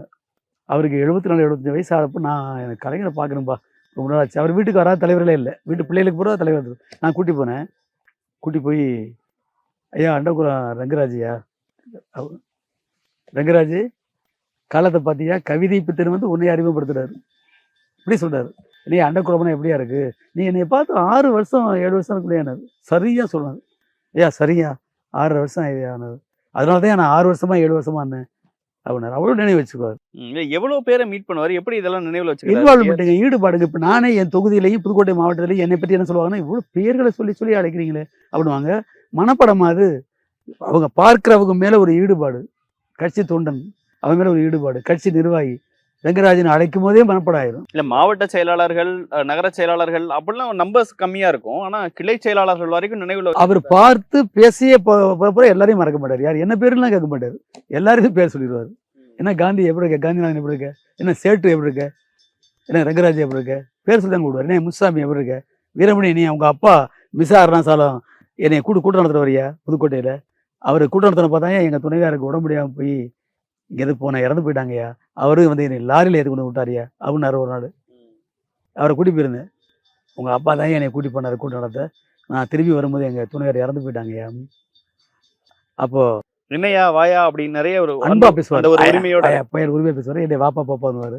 என்னைய ரொம்ப உரிமையா பேச. வேற சிலர்ட்ட நேர்காணல் எடுக்கும் போதும் அவரு காலையில அவர் கோபாலபுரம் வீட்டுல இருக்கும்போது வெறும் பனியன் கைலியோட இருப்பாரு. ஆமா ஆமா, நாங்க கட்சி தேர்தல் வரும்போது தலைவர்கிட்ட போய் ஒரு மாவட்ட செயலர் எடுங்க, கட்சி விட்டு நீக்குங்க, என்ன நீக்காம இருக்கீங்க, கட்சி விட்டு நீக்குங்க அப்படின்னு. மாவட்ட செயலர் நீக்க சொன்னீங்க? ஆமா, மாவட்டத்தில் கட்சி விட்டு எடுங்கன்னு. என்ன வச்சுக்கிட்டு இருக்கீங்க கட்சியில, அப்புறம் சொல்லிட்டு இருக்கீங்க, நீங்க கட்சியில வச்சுக்கிட்டு இருக்கீங்க. நீங்க சொன்னீங்க? நான் சொல்றேன், கிட்ட பக்கத்தில் யாரா இருந்தது தெரியுங்களா சாட்சிக்கு. ஏன்னா இப்ப யாராவது எதனா பேசுவாங்களா, மாண்புமிகு இப்ப சட்டத்துறை அமைச்சர் ரகுபதி இருக்காரு, இப்ப இருக்கிற மாவட்ட அவைத்தலைவர் வீரமணி இருக்காரு, இப்ப இருக்கிற மாவட்ட பொருளாளர் யாகதரி இருக்கிறாரு, எல்லாம் நிக்கிறாங்க. உரிமையா பேசுவேன், துணிச்சலா கோபமா பேசினா கூட எதிர்த்தெல்லாம் பேச முடியுமா அவர்கிட்ட? அதாவது நம்ம பேசுற பேச்சுல அர்த்தமும் அடர்த்தியும் நியாயமும் உண்மை இருந்தா என்ன வேணாலும் பேசலாம். ஒரு சிறு எள்முனை அளவு தவறான செய்தியோ பொய்யாவோ யாருக்கு ஆதரவாவோ எதுக்காகவோ ஒரு பயன் பெறதுக்காக வந்து பேசினா புரிஞ்சுக்குவாரு, தொலைச்சிருவாரு. இந்த அன்புக்கு நேர் எதிர்ப்புறமான கோபம் வரும்.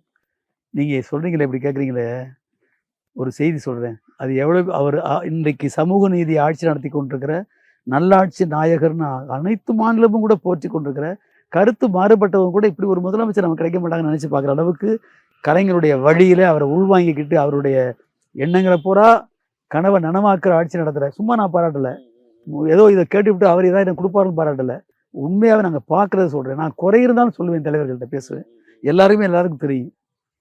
இதே தலைவர் என்னுடைய நான் உடம்பு முடியலன்னு அப்படியே துடிச்சு போய் போன்ல வந்தார். கவிதை எப்படி இருக்கீங்க, என்ன அப்படி போனார், ஏதாவது என்கிட்ட பேசுங்க அப்படின்னு. எப்போ பேசினாலும் அதை இப்போ வாட்ஸ்அப்பில் அனுப்புனா அடுத்த உடனே அவருக்கு பேச நேரம் இல்லைனாவோ அல்லது எதையும் தவிர்க்க முடிய கூட தான் உதவியாளர் உடனே என்னன்னு கேளுங்க அப்படின்னு. இப்போ இருக்க தலைவர் நீங்கள் அவங்க பையன், அவர் மகன் துணை முதலமைச்சர், அப்போ முதலமைச்சர் துணை முதலமைச்சர் ஆகலை, அவர் வந்து அமைச்சராக இருக்காங்க, பல்வேறு இளைஞரணியை படு வேகமாக கொண்டு போயிருக்க நேரம் அவர் வந்து நிகழ்ச்சி நிரலை முறைப்படுத்தி அரசு நிகழ்ச்சியாக வந்தார், அரசு சார்ந்த துறை சார்பான நிகழ்ச்சி வந்து அவர் அரசு அலுவலாக வந்திருக்கிறவர் போய் வீட்டில் போய் பாரு கவிதை பத்தின்னு சொல்கிற அளவுக்கு உள்ளவங்க, அதெல்லாம் மறக்க மாட்டாங்க, அன்பு உள்ளவங்க. ஆனால் எவ்வளவு நீங்கள் கேட்டீங்கல்ல, அதுக்கு எல்லாத்துக்குமே இதில் பதில் இருக்குது. அதாவது கொள்கையை நடைமுறைப்படுத்துகிற தலைவராக இருந்தாரா, எளிமையானவரா, எளிமையாக அணுகலாமான்னு கேட்டீங்கல்ல. காலையில் கோவலாபுரத்தில் கலைஞரை பார்க்குறேன் 2008 2009 ஆண்டுகளில். சட்டமன்ற உறுப்பினர்லாம் இல்லை அப்போ? நான் இல்லை, அப்போது வேற ஒருத்தர் கொடுத்துறாங்க, நான் போய் பார்க்குறேன் அவரை. நான் ஒரு கோரிக்கை வச்சு சொல்லிட்டு கிளம்பிட்டப்போ, என்னப்பா நல்லா இருக்கேன்னு கேட்டார். நல்லா இருக்கேன், உடம்பு நல்லா இருக்கான். அவரை கலைஞரை பார்க்க போகிறேன். இங்கே புதுக்கோட்டையில் யோகா பயிற்சியாளர்களில் செல்வராஜ்னு ஒரு தம்பி இருக்கார். அவர் மிக உயர்ந்த நிலையில் இருக்கிற அதிகாரிகள், ஐபிஎஸ் ஐஏஎஸ் அதிகாரிகள், பெரிய முக்கியமானவங்க பூரா அவர் யோகா பயிற்சி எடுத்துக்குவாங்க, அதுக்கு தகுதியானவர். அந்த யோகாவில் அவர் குடும்பமே, அவங்க தாத்தா ஒருத்தர் 110 வயது வரைக்கும் யோகாவில் இருந்து இப்போ தான் இயற்கை எழுதினாங்க. அவங்க குடும்பமே, அவங்க துணைவியாரும் யோகாவில் முனைவர். யோகா செல்வராஜ்னா புதுக்கோட்டையில் அறியாதவங்க இருக்க முடியாது, பெரிய அளவில் இருந்து கீழே உள்ளவர். அவர்கிட்ட நான் யோகா பயிற்சி எடுத்துக்கிறேன், அவரை தலைவர் யோகா பயிற்சி எடுத்துக்கிட்டு அவரை அழைச்சிட்டு போயிருந்தேன். இந்த யோகா செல்வராஜ் அமைச்சர் பெருமக்கள் பூரா வெளியில் இருக்காங்க. நான் வந்தோடனே என்னை உள்ளே கூப்பிட்டாங்க, தலைவர் உள்ளே கூட்டி போகிறேன். நானே முதல்ல உள்ளே போயிட்டு 10 மணிக்குள்ள பேசிட்டு வெளில வரேன். அப்போ புறப்படும் போது ஐயா அவனை, ஐயா யோகா செல்வராஜ்னு புதுக்கோட்டையில் யோகா பயிற்சி கொடுக்குறவங்க இருக்காரு யாருன்னு. அப்படியா, அவர் உங்களை பார்க்கணும். ஏன் அது நீ வரும்போதே கூட்டி வந்தா என்ன, உனக்கு ஒரு 10 நிமிஷம் அப்புறம் ஒரு 10 நிமிஷம். அவர் வந்து அவர்கிட்ட பேசிட்டு இருப்பாருங்கிறாரு, கோபமும் அன்பும் கலந்து சொல்றாரு. ஐயா கூட்டி வந்துடுறேன், கூட்டி வரட்டார். அவர் வந்த பிறகு அவர் 20 நிமிடம் பேசினாருங்க இவர்கிட்ட, ஐயா கிட்ட. வெளியில் அமைச்சர் பெருமக்கள்லாம் உட்காந்துருக்காங்கங்க. நான் 10 மணிக்குள்ள பேசிட்டு வரேன் ஐயா கிட்ட, ஒரு முக்கியமான விஷயம் பேசி வரேன். அவர்கிட்ட பேசி முடிச்சுட்டுங்க நிறைய அவர்கிட்ட கேட்டாரு யோகா பற்றி. அந்த அவர் ஒரு நாளைக்கு நீங்க பேட்டி காணுங்க யோகா தொடர்பா அவரை. ஓகே. யோகா தொடர்பா நீங்க பேசும்போது அவர் பல பெரிய மனிதர்களை பற்றி அனுபவங்கள் சொல்லுவார். புதுக்கோட்டையில் அவர் ஒரு பெரிய களஞ்சியம் அவர். வரலாற்று களஞ்சியம், அனுபவங்களின் களஞ்சியம் அவர். உங்க வயது தான் இருக்கும் அவருக்கு. அவரை புறப்பட்டோம். புறப்பட்டு கதவை திறக்க போகும்போது என்ன பண்ணாரு, அண்ணன் டி.கே. சிலங்கம் இருந்தாங்க. அவரை கூப்பிடுப்பாங்க. யாரு, அந்த யோகா மாஸ்டர். நானும் தான் நினைக்கிறேன். வந்தார்.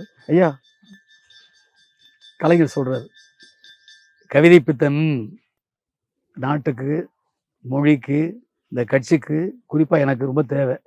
அவரை பார்த்துக்க, நல்லா பார்த்துக்குங்க, இப்படியே சொன்னார். இந்த யோகா டீச்சர்கிட்ட, யோகா பயிற்சியாளர்கிட்ட. இது அவர் பல மேடைகளில் சொல்லிட்டார், பல நிகழ்ச்சிகளை சொல்லிட்டார், இது மாதிரி பல பதிவுகளை சொல்லிட்டார். அந்த யோகா பயிற்சியாளர் பெரிய மனிதரோட தொடர்புள்ளவர். ரொம்ப அந்த யோகாவில் மிக முதிர்ச்சியாக தேர்ச்சி பெற்றவர் அவர். ஆமாம், அவர்கிட்ட சொல்கிறாரு, கவிதை பித்தன் நாட்டுக்கு, மொழிக்கு, கட்சிக்கு, குறிப்பாக எனக்கு ரொம்ப தேவை. அவர் குடும்பத்துக்கும் அவர் தேவை. அவர் நல்லா பார்த்துக்குங்க.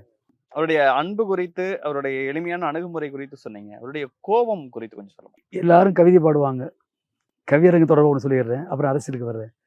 எல்லாரும் கேட்பாங்க, கவிதை ரசிச்சு கேட்பாரு, பண்ணுவார். ஜெயலலிதா அம்மையாரை ரொம்ப தாய்க்குப்பான்னா அவருக்கு பிடிக்காது.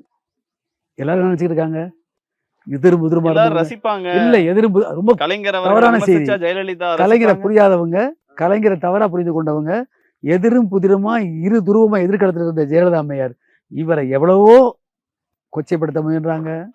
அவருடைய உடல் நலிவை வயதை பொருட்படுத்தாம அவரை என்ன பண்ணாங்கிறது இப்பெல்லாம் நீங்க பார்த்துருப்பீங்க, அன்றைக்கும் பார்த்துருப்பீங்க. இப்பவும் வலைத்தளங்களில் பார்த்தா நடக்க விட்டு கொண்டு வருவாங்க, மேலே துண்டு கூட இல்லாம கைலியோட கொண்டு வந்தாங்கன்னா பார்த்துருப்பீங்க. பிற தலைவர்களை நாகரிக குறைவா பேசுற எந்த கட்சிக்காரையும் அனுமதிக்க மாட்டார். பல பேர் கட்சி விட்டு நீக்கிருக்கிறாரு, நடவடிக்கை எடுத்திருக்கிறாரு. நாங்கள் கவிதை பாடும்போது சொல்கிறேன், நான் ஒரு முறை கவிதை பாடும்போது கொஞ்சம் கடுமையாக பாடிவிட்டேன் அந்த அம்மையார். அதை உங்கள்கிட்ட பதிவு பண்ண வேண்டியதில்லை, ஏன்னா கலைஞரே அப்போ தவிர்த்துட்டாரு. அப்போது நான் பார்க்க வழக்கமாக போகிற மாதிரி போகிறேன். என்னை பார்க்க முடியாதுங்கிறாரு. அவரை பார்க்க முடியாது, போக சொல்லுங்கள், பார்க்க முடியாதுங்கிறாரு. ஐயோ, என்ன தலைவர் கோமா, நான் போய் பார்த்தேன். பார்க்க முடியாதுன்னு சொல்லுங்கள், அவரை பார்க்க முடியாது. எனக்கு இதை நான் யோசிக்கவே இல்லை. இந்த அம்மையாரை கடுமையாக பாடணுமே யோசிக்கவே இல்லை. தொடர்ந்து 10 நாள் சட்டமன்ற உறுப்பினர்கள் எல்லாம் என்ன பண்ணுவோம்னா, முதலமைச்சர் வரும்போது எல்லாம் போய் வணக்கம் பண்ணி ஒரு பார்க்கறதுக்கு அவரை நாங்கள் நினைவுபடுத்திக்கிறதுக்காக வணக்கம் பண்ணிக்குவோம். அது ஒரு வழக்கமாக வச்சுக்குவோம். அல்லது ஏதேனும் காலையிலையோ மாலையோ அறிவாளத்திலே பார்த்துருவோம். ஒரு வாரமே என்னை பார்க்க அனுமதிக்கவே இல்லை தலைவர். அப்புறம் கேட்டேன், அண்ணன் சண்முகம், என்னன்னு, நான் ஒரு தப்பு பண்ணலையாரு, நான் ரொம்ப சரியாக இருக்கேனே, தலைவருக்கு என்ன கிழிச்ச கூட தாண்ட வேண்டியே, என் மேலே என்னென்ன குறை கண்டாங்க அப்படின்னு கேட்டேன். என்னப்பா நீ பாட்டுக்கு அந்த அம்மாவை கண்ணப்படான்னு எப்போ நல்லா பாடுதே, அன்னைக்கு அந்த அம்மையாரை கடுமையாக பாடிட்டு அவர் பிடிக்கவே இல்லை தலைவருக்கு. என்ன இப்படி பாடுறாங்க, ஒரு அரசியலில் எவ்வளோ சிரமங்களை, எவ்வளோ கசப்பான அனுபவங்களை தாண்டி இந்த அம்மா வந்திருப்பாங்க, இப்படி போய் கொச்சையா நினைப்பாரு. இப்படி தாங்க சொன்னாரு. அண்ணா மேல ஆணையா சொன்னாரு. நான் இப்போ கலைஞர் மேல ஆணையான்னு சொல்லுவேன், இது அவரை பற்றி சொல்றதுனால அண்ணா மேல ஆணையா, தமிழ் மேல ஆணையா சொன்னாரு. அந்த அம்மா எவ்வளவு கசப்பான அனுபவங்களை கடந்து வந்திருப்பாங்க. நமக்கு சண்டை போடுறதுன்னா அதுக்கு வேற வேற களம் இருக்கு, தளம் இருக்கு, சொல்லக்கூடிய செய்திகள் இருக்கு, அவங்க பண்ற ஆட்சியில் இருக்கிற அட்டூழியங்கள் இருக்கு, அவங்க கட்சிக்காரங்க பண்ற தவறுகள் இருக்கு, சட்டத்துக்கு புறம்பா விதிகளுக்கு புறம்பா பண்ற எவ்வளவு செய்திகளை ஆதரவு சொல்லலாம். ஏன் கொச்சையா அவங்க தனிப்பட்ட வாழ்க்கையை விமர்சனம் பண்றதுக்கு திமுக இல்லையா? அது நான் உட்கார்ந்துருக்கேன், என்னைய வச்சுக்கிட்டு நான் எல்லாத்தையும் பேசக்கூடாது, நான் இல்லாத இடங்களையும் பேசக்கூடாது. எனக்கு வர தகவலை பூரா நான் கேட்டு அறிந்து உண்மையாக இருந்தால் அவங்கள கூட நடவடிக்கை எடுத்துக்கிட்டு இருக்கேன். இவர் நல்ல கவிஞர், இவர் ஏன் இப்படி பண்ணுறாரு, இவர் பாடலாமா அப்படி? அவங்க எவ்வளவு ஒரு பெண் பொது வாழ்க்கையில் ஒரு அலுவலகத்துக்கு போகிற பெண்ணை பல ஆண்களுடைய ஆதிக்க பார்வைகளை அதில் தாண்டி வர எவ்வளோ சிரமமாக இருக்குது. நம்ம இங்கே பெண் உரிமை, முன்னுரிமை, சொத்துல சம உரிமை பேசிவிட்டு ஒரு முதலமைச்சராக இருக்கிற ஒரு அம்மையார் இருந்த அம்மையாரை அவங்கள போய் அப்படி பேசலாமா? அதெல்லாம் நான் அவரை பார்க்க மாட்டேன்ட்டார். அப்புறம் சேலத்தில் ஒரு கவியரங்க, அவருக்கு பவள விழா கவியரங்க, அந்த கவியரங்க எனக்கு கவிதைகளை போட்டாங்க, பார்த்தானே ஆகணும். அப்போ கவிதையிலேயே நான் ஐயா, நீங்கள் வளர்த்த பிள்ளை, உங்கள் குழந்தை தாய் மார்பில் பால் குடிக்கும்போது பல்லு அழுத்திட்டா, குழந்தை அப்படி வலிக்குதுன்னு தாய் காரி விளக்கிட்டு மறுபடியும் அணைச்சிக்க மாட்டாளா அப்படின்னு பண்ணோன்னு என்ன மெல்ட் ஆகிட்டார். மெல்ட் டவுனான்னு சொல்லுவாங்கல்ல ஆங்கிலத்தில், மெல்ட் டவுன், அப்படியே குளிர்ந்து போயிட்டாரு. அதாவது பல் முளைத்த சிறு குழந்தை, கல்யாணத்துக்கு டேட்டை, உங்களுக்கு ஈவன் எம்எல்ஏ சீட்டை எல்லாத்தையும் கவிதைகள் மூலமா தான் வாங்கியிருக்கேன். ஆமா, அதாவது அதுல ஏதாவது தேக்கம் ஏற்பட்டா அவர் கவிதைக்காக தமிழுக்காக மன்னிப்பார். பல் முளைத்த சிறு குழந்தை தாயின் மார்பில் பால் அருந்தும் போது பல்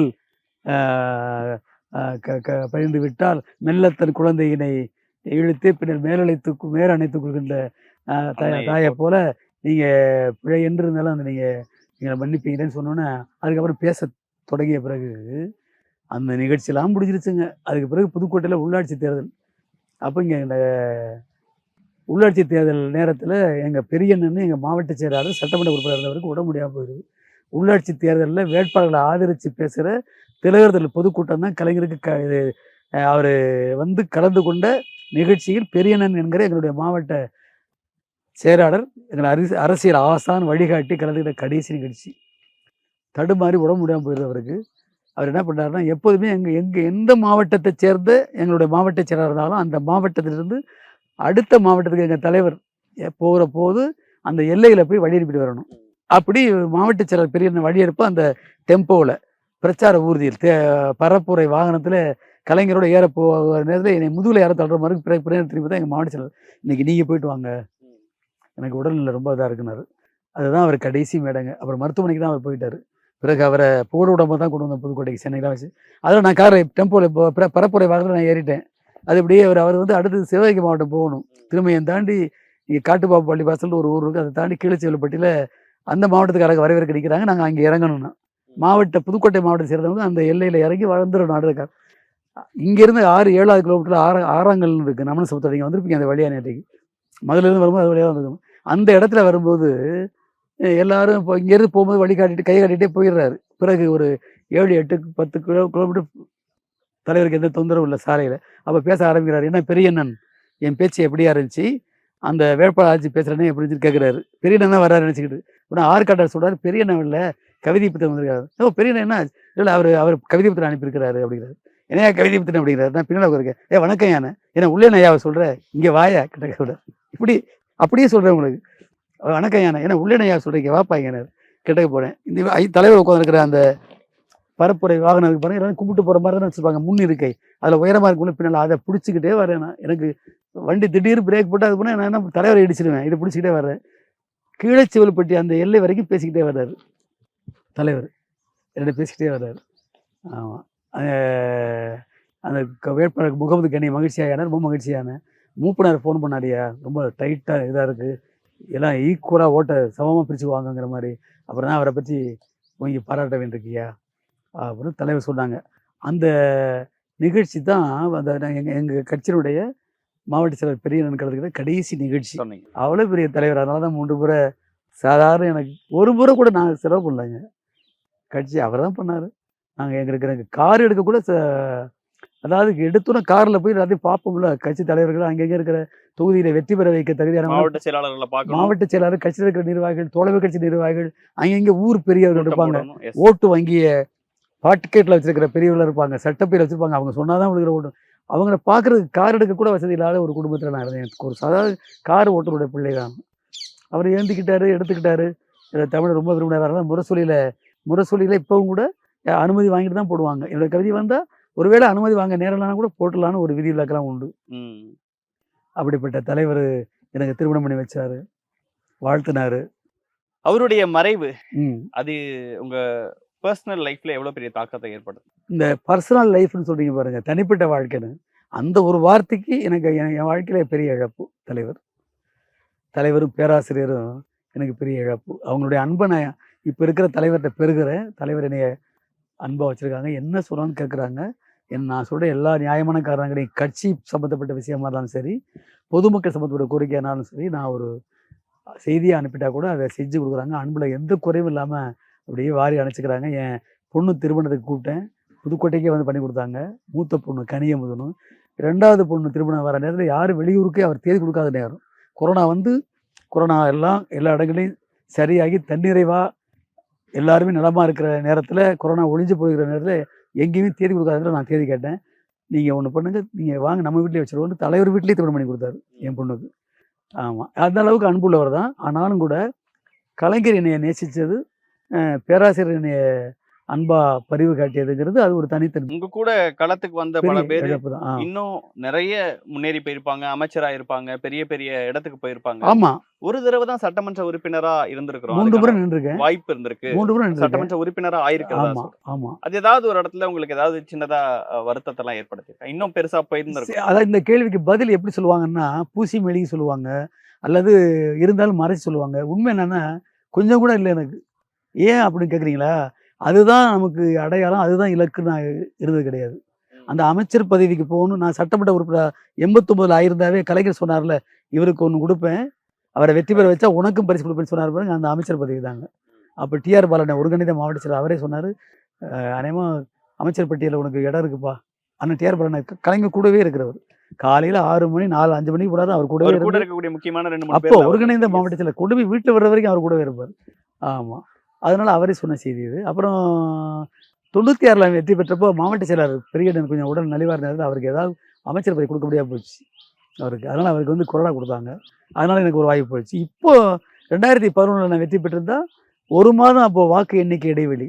2011 தேர்தல்ல நான் வேட்பாளர்.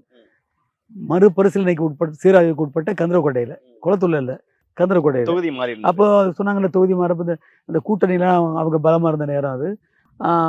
தேர்தல் முடிஞ்சு 1 மாதத்துக்கு பிறகு தான் வாக்கு எண்ணிக்கை. அந்த 1 மாதத்துக்கு பிறகு எங்கேயுமே திமுகவுக்கு எதிரா அந்த 2011, 2016 ஆட்சிக்கு எதிரான முகங்களையோ, பேச்சையோ, விமர்சனங்களையோ நாங்க பார்க்கல. ஆனா வெற்றி பெறுவோம்னு நம்பியிருந்தோம். கூட்டம் அவ்வளவு கூடுனுச்சு. ஆமா. எல்லா பத்திரிகையுமே திமுக வந்து எழுதிட்டாங்க. அதனால அமைச்சரவை அப்பவே போட்டாங்க. அப்போ என்னுடைய பெயர் அதில் இடம்பெற்றிருந்ததாக நம்பத்தகுந்த சில பேர் சொன்னாங்க. ஏன் அப்போ மாவட்ட செயலாளராக இருந்த புதுக்கோட்டை தொகுதியில் போட்டியிட்ட அரசே என்ன சொன்னார், என்னைய தலைவர் தளபதிலாம் கூட சொல்லிட்டாங்க. கவிதை பித்தன் சீனியரு தலைவரும் பேராசிரியரும் அவருக்கு அமைச்சர் தரணும் முடிவு பண்ணிட்டாங்க. அதனால் நீங்கள் மாவட்ட செயலாளர் அமைச்சர் வேலையை அவர் பார்ப்பார். கட்சி வேலையை நீங்கள் தான் பார்ப்பீங்க. அவர் தலையிட மாட்டார். நீங்கள் என்ன சொன்னாலும் செய்வார். நீங்கள் இது பண்ணிக்காதீங்கன்னு அவரை ஆற்றுப்படுத்தினாங்கன்னு அந்த சௌர அரசு என்ன சொல்றாரு. எங்களுடைய வழிகாட்டியான எலெக்ஷன்ல ஒரு தோல்வியை சந்திக்கும் போது அப்ப கலைஞர் அவர்கள் எப்படி ரெஸ்பாண்ட் பண்ணுவார் சார்? நீங்க உங்களுக்கு கண்டெஸ்ட் பண்ண சான்ஸ் கொடுத்திருக்காரு. அந்த நேரத்துல ஜெயிக்க முடியாம போகுது. ஆமா. அப்ப அவரை சந்திக்கும் போதெல்லாம் எப்படி பொதுவா யாரு வந்தாலும் என்ன பண்ணி ஜெயிச்சுட்டு போனீங்களா என்னாச்சு கேட்பாரு. அதுக்கான நியாயமான காரணங்கள் தான் ஒத்துக்குவாரு. யாராவது மழுப்பி அதாவது தோல்விக்கு இவங்க காரணமா இருந்தாங்கன்னா அதை விட மாட்டாரு. அவரது உள்ளங்கை ரேகை மாதிரி அத்தனை தொகுதியும் அவர் கையில வச்சிருப்பாரு. ஆமா. ஆனா நான் வெற்றி வாய்ப்பு இழந்த போதெல்லாம் தலைவர் வருத்தப்பட்டாரு. வந்திருக்கணும் சட்டமன்றத்துக்கு கவிதை பித்தன் வந்திருக்கணும்னு தான் நினைச்சு அவர் வருத்தப்பட்டாரு. ஓகே. ஆனா உங்களுடைய கனவுகள்னா என்னவா இருக்கு? கிட்டத்தட்ட ஒரு 50 வருஷம் நீங்க பொது வாழ்க்கையில இருக்கிறீங்க. ஒரு தடவை சட்டமன்ற உறுப்பினரா இருக்கிறீங்க. இலக்கிய இப்பவே 2021லயேங்க கிட்டத்தட்ட கூட்டணிக்கு போகாம இருந்தா எனக்கு கொடுத்துருப்பாங்க. அந்த நம்பிக்கை எனக்கு உண்டு.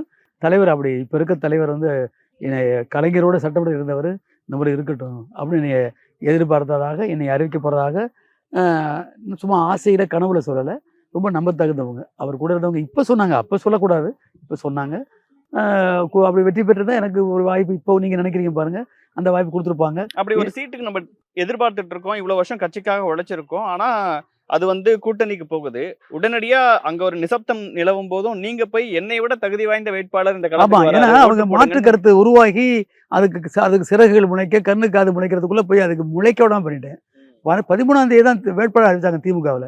12ஆம் தேதி கூட்டணி கட்சிக்கு போயிடுச்சுனே நான் போயிட்டேன். பேச ஆரம்பிச்சிட்டேன். வேட்பு மனு தாக்கல் பண்ணும்போதும் சரி, அந்த ஊர்வலத்திலும் சரி, நான் பேசிய பேச்சு பரவிருச்சு. ஒரு 100 நாள் வேலை பார்க்குறாங்க அவங்க துணைவியார். சொத்து மதிப்பு கேட்கும்போது அந்த விருப்ப மனுவில் போய் வேட்பு மனுவில் கட்டியிருக்கிற வேட்டி சட்டைனா என் சொத்து மதிப்புன்னு எழுதி கொடுத்த ஒரே சட்டமன்ற தொகுதி வேட்பாளர் அவர் தான்.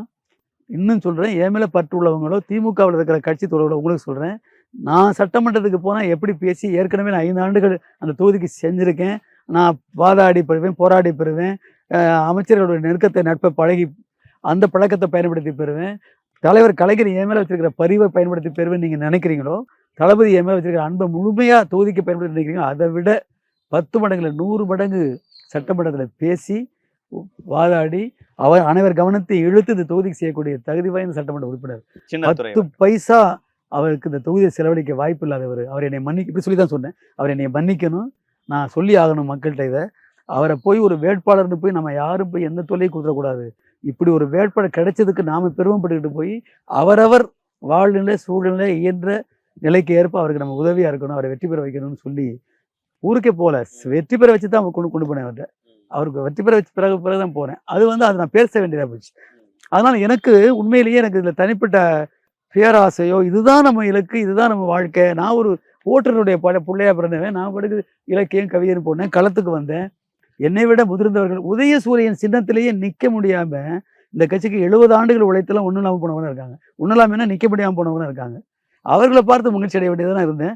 நின்ன பிறகு சட்டமன்ற உறுப்பினர் வெற்றி வாய்ப்பு இழந்தபோது கலைஞர் முதலமைச்சராரு. அது போதும்னு நினைச்சிருந்தேன். இப்போ நீங்க சொல்ற மாரி ஏன் அமைச்சரான்னு கேட்டா, இப்போ அமைச்சரா ஆயிருக்கவங்க யாராவது வருத்தமாவோ, அல்லது இவங்கெல்லாம் அமைச்சரா இருக்கும்போது நம்ம அமைச்சராக ஆக முடியலன்னு நினைக்கிற அளவுக்குலாம் இருந்திருந்தா கூட பரவாயில்ல. அவர்களெல்லாம் நாகரிகமா இன்னும் தகுதி இருக்காங்க, வாய்ந்தவங்க. அன்பா இருக்காங்க, தகுதி உள்ளவங்களா இருக்காங்க, மதிக்கிறாங்க. ஐயையோ! கவிதை பித்தன் வந்து வெற்றி பெற்றிருந்தாருன்னா, அவரும் நம்மோட இருந்திருப்பாரு. சில அமைச்சர்களுக்கெல்லாம் நான் ஃபோன் பண்ணி வாழ்த்து சொல்லும்போது ஒரு அமைச்சர் 2, 3 அமைச்சர் சொன்னாங்க அப்படி. நீங்க எங்களோட வந்திருக்க வேண்டியவங்க உள்ள அப்படின்னு. 2 பேர் 3 பேர் சொன்னாங்க. அவங்கள நான் இப்ப சொல்ல வேணாம். ஆமா. இப்ப எங்களுக்கு புதுக்கோட்டையில இருக்கிற அமைச்சர்கள் சொல்றேன். அவங்க 2 பேரும் ஒருவேளை தகுதி குறைவானவங்களாவோ, எங்கள மதிக்க தவறியவங்களாவோ, அல்லது திமுக மேல பற்று இல்லாதவங்களா இருந்தாக்க, இவங்கெல்லாம் இருக்காங்களேன்னு நான் நினைப்பேன். அந்த நினைப்பே இல்லாத அளவுக்கு அவங்க நல்லா அன்பு பாராட்டுறாங்க, நட்பு பாராட்டுறாங்க, மதிக்கிறாங்க, நாங்க சொல்றத செய்றாங்க. இன்னும் சொன்னா திமுகவுக்கு பெருமை தேடி தரக்கூடிய அமைச்சர்களா இருக்காங்க. அதனால நான் மகிழ்ச்சியா இருக்கேன். உங்களுடைய கனவுங்கிறது என்ன? இன்னும் என்ன செய்யணும்னு நினைக்கிறீங்க? அரசியல் ரீதியா வாழ்நாள் முழுக்க, அதாவது யாருமே கேட்கல, பார்க்கலன்னு அலட்சியப்படுத்தப்பட்ட அனைத்து தரப்பு மக்கள். சில இந்த ஒடுக்கப்பட்ட மக்கள், ஒரு குறிப்பிட்ட சாதிச்சது அப்படி இல்ல. நான் வந்து என்னுடைய இது என்னன்னா, ஆம், எதிர்த்து, போராடி, சண்டை போட்டு, இது ஆதிக்கம், ஆணவம்லாம் சொல்லி, அவர்களோட மல்லு கட்டிக்கிட்டு நின்னுக்கிட்டு வர்ற களத்துல வந்து நல்லிணக்கம் உருவாகாது. அவர்களோட இணக்கமா, அன்பா, முடிந்த வரைக்கும் சகிப்புத்தன்மையா பழகி, நான் 5 ஆண்டுகள் இருந்த தொகுதி, எல்லாராலையும் சொல்லப்பட்ட தொகுதி, இது பெரிய சாதி ஆதிக்கம் உள்ள தொகுதின்னு சொல்லப்பட்ட தொகுதி. இங்க டிஎஸ்பி முருகானந்தம்னு ஒருத்தர் இருந்தார் காவல்துறையில. நான் சட்டமன்ற உறுப்பினர் ஆனவொன்னே போய் அவர்ட்ட சொன்னேன், தயவுசெய்து என்னைய கேட்காம பிசிஆர் ஆக்ட் போடக்கூடாது என் தொகுதியில. எனக்கு அப்படி சொல்ல உரிமை இருக்கு. அப்படி ஒருவேளை அதை போடக்கூடிய தவிர்க்க முடியாத நிர்பந்தம் இருக்கிற அளவுக்கு அந்த சம்பவம் நடந்துருந்தா நான் ஊர்லேயே போய் விசாரிச்சிருவேன். யாராவது தவறா வாய்க்கா வரப்பு தகராறு, சொந்த விருப்பு தகராறுகளுக்கெல்லாம் இந்த விதியை பயன்படுத்தினா அந்த விதிக்குரிய தனித்தன்மை போயிடும், சமூக நல்ல கெட்டு போயிடும். நான் சொல்லி அதே மாதிரி நடந்துக்கிட்டோம் நாங்கள். அதனால சாதி மத பேதமற்ற சமதர்ம சமத்துவ நல்லிணக்க சமுதாயம் உருவாகிறதுக்கு இந்த பொது வாழ்க்கையில் எனக்கு கிடைச்ச வாய்ப்பை உச்சபட்சமாக எவ்வளோ பயன்படுத்த முடியுமோ பயன்படுத்தணும். எல்லாரும் அன்புள்ளவர்களாக இருக்கணும். இலக்கியத்தில் ஒரு சாகா வரம் படைத்த இலக்கியம் சொல்லுவாங்க, அது மாதிரி ஒரு காவியம் படைக்கணும். இதுதான் என்னுடைய இலக்கு. பெரிய இலக்கெல்லாம் இல்லை. நீங்கள் சொல்கிற அமைச்சர்லாம் வரும், வாய்ப்பு வரும். ஆமாம், நான் எப்போதும் போல் சுறுசுறுப்பாக தான் இருக்கேன், பணியாற்றிக்கிட்டு இருக்கேன். என்னை ஒரு 20-25 இளைஞர்களும் என் வேகத்துக்கு நடக்க முடியாது, அது எல்லாருக்கும் தெரியும். என் தொகுதியில் நிற்கணும்னாவே அது ஒரு பெரிய இது. நடந்து போய் எல்லா வீடுகளும் ஓட்டு கேட்கணும். அது ஒரு அந்த பயிற்சி எனக்கு 3 தூரம் இருந்திருக்கு. அதனால பேராசை, பெரிய ஆசைகள்லாம் இல்லை. நான் ஆசைன்னு வைரமுத்து எழுந்தப்போ நான் சின்ன ஆசைன்னு எழுதியிருக்கீங்க, என்ன சின்ன ஆசை அப்படின்னு நான் என்னுடைய ஆசையை நீங்கள் கேட்குற கேள்விக்கு ஆசையாகவே சொன்னேன்.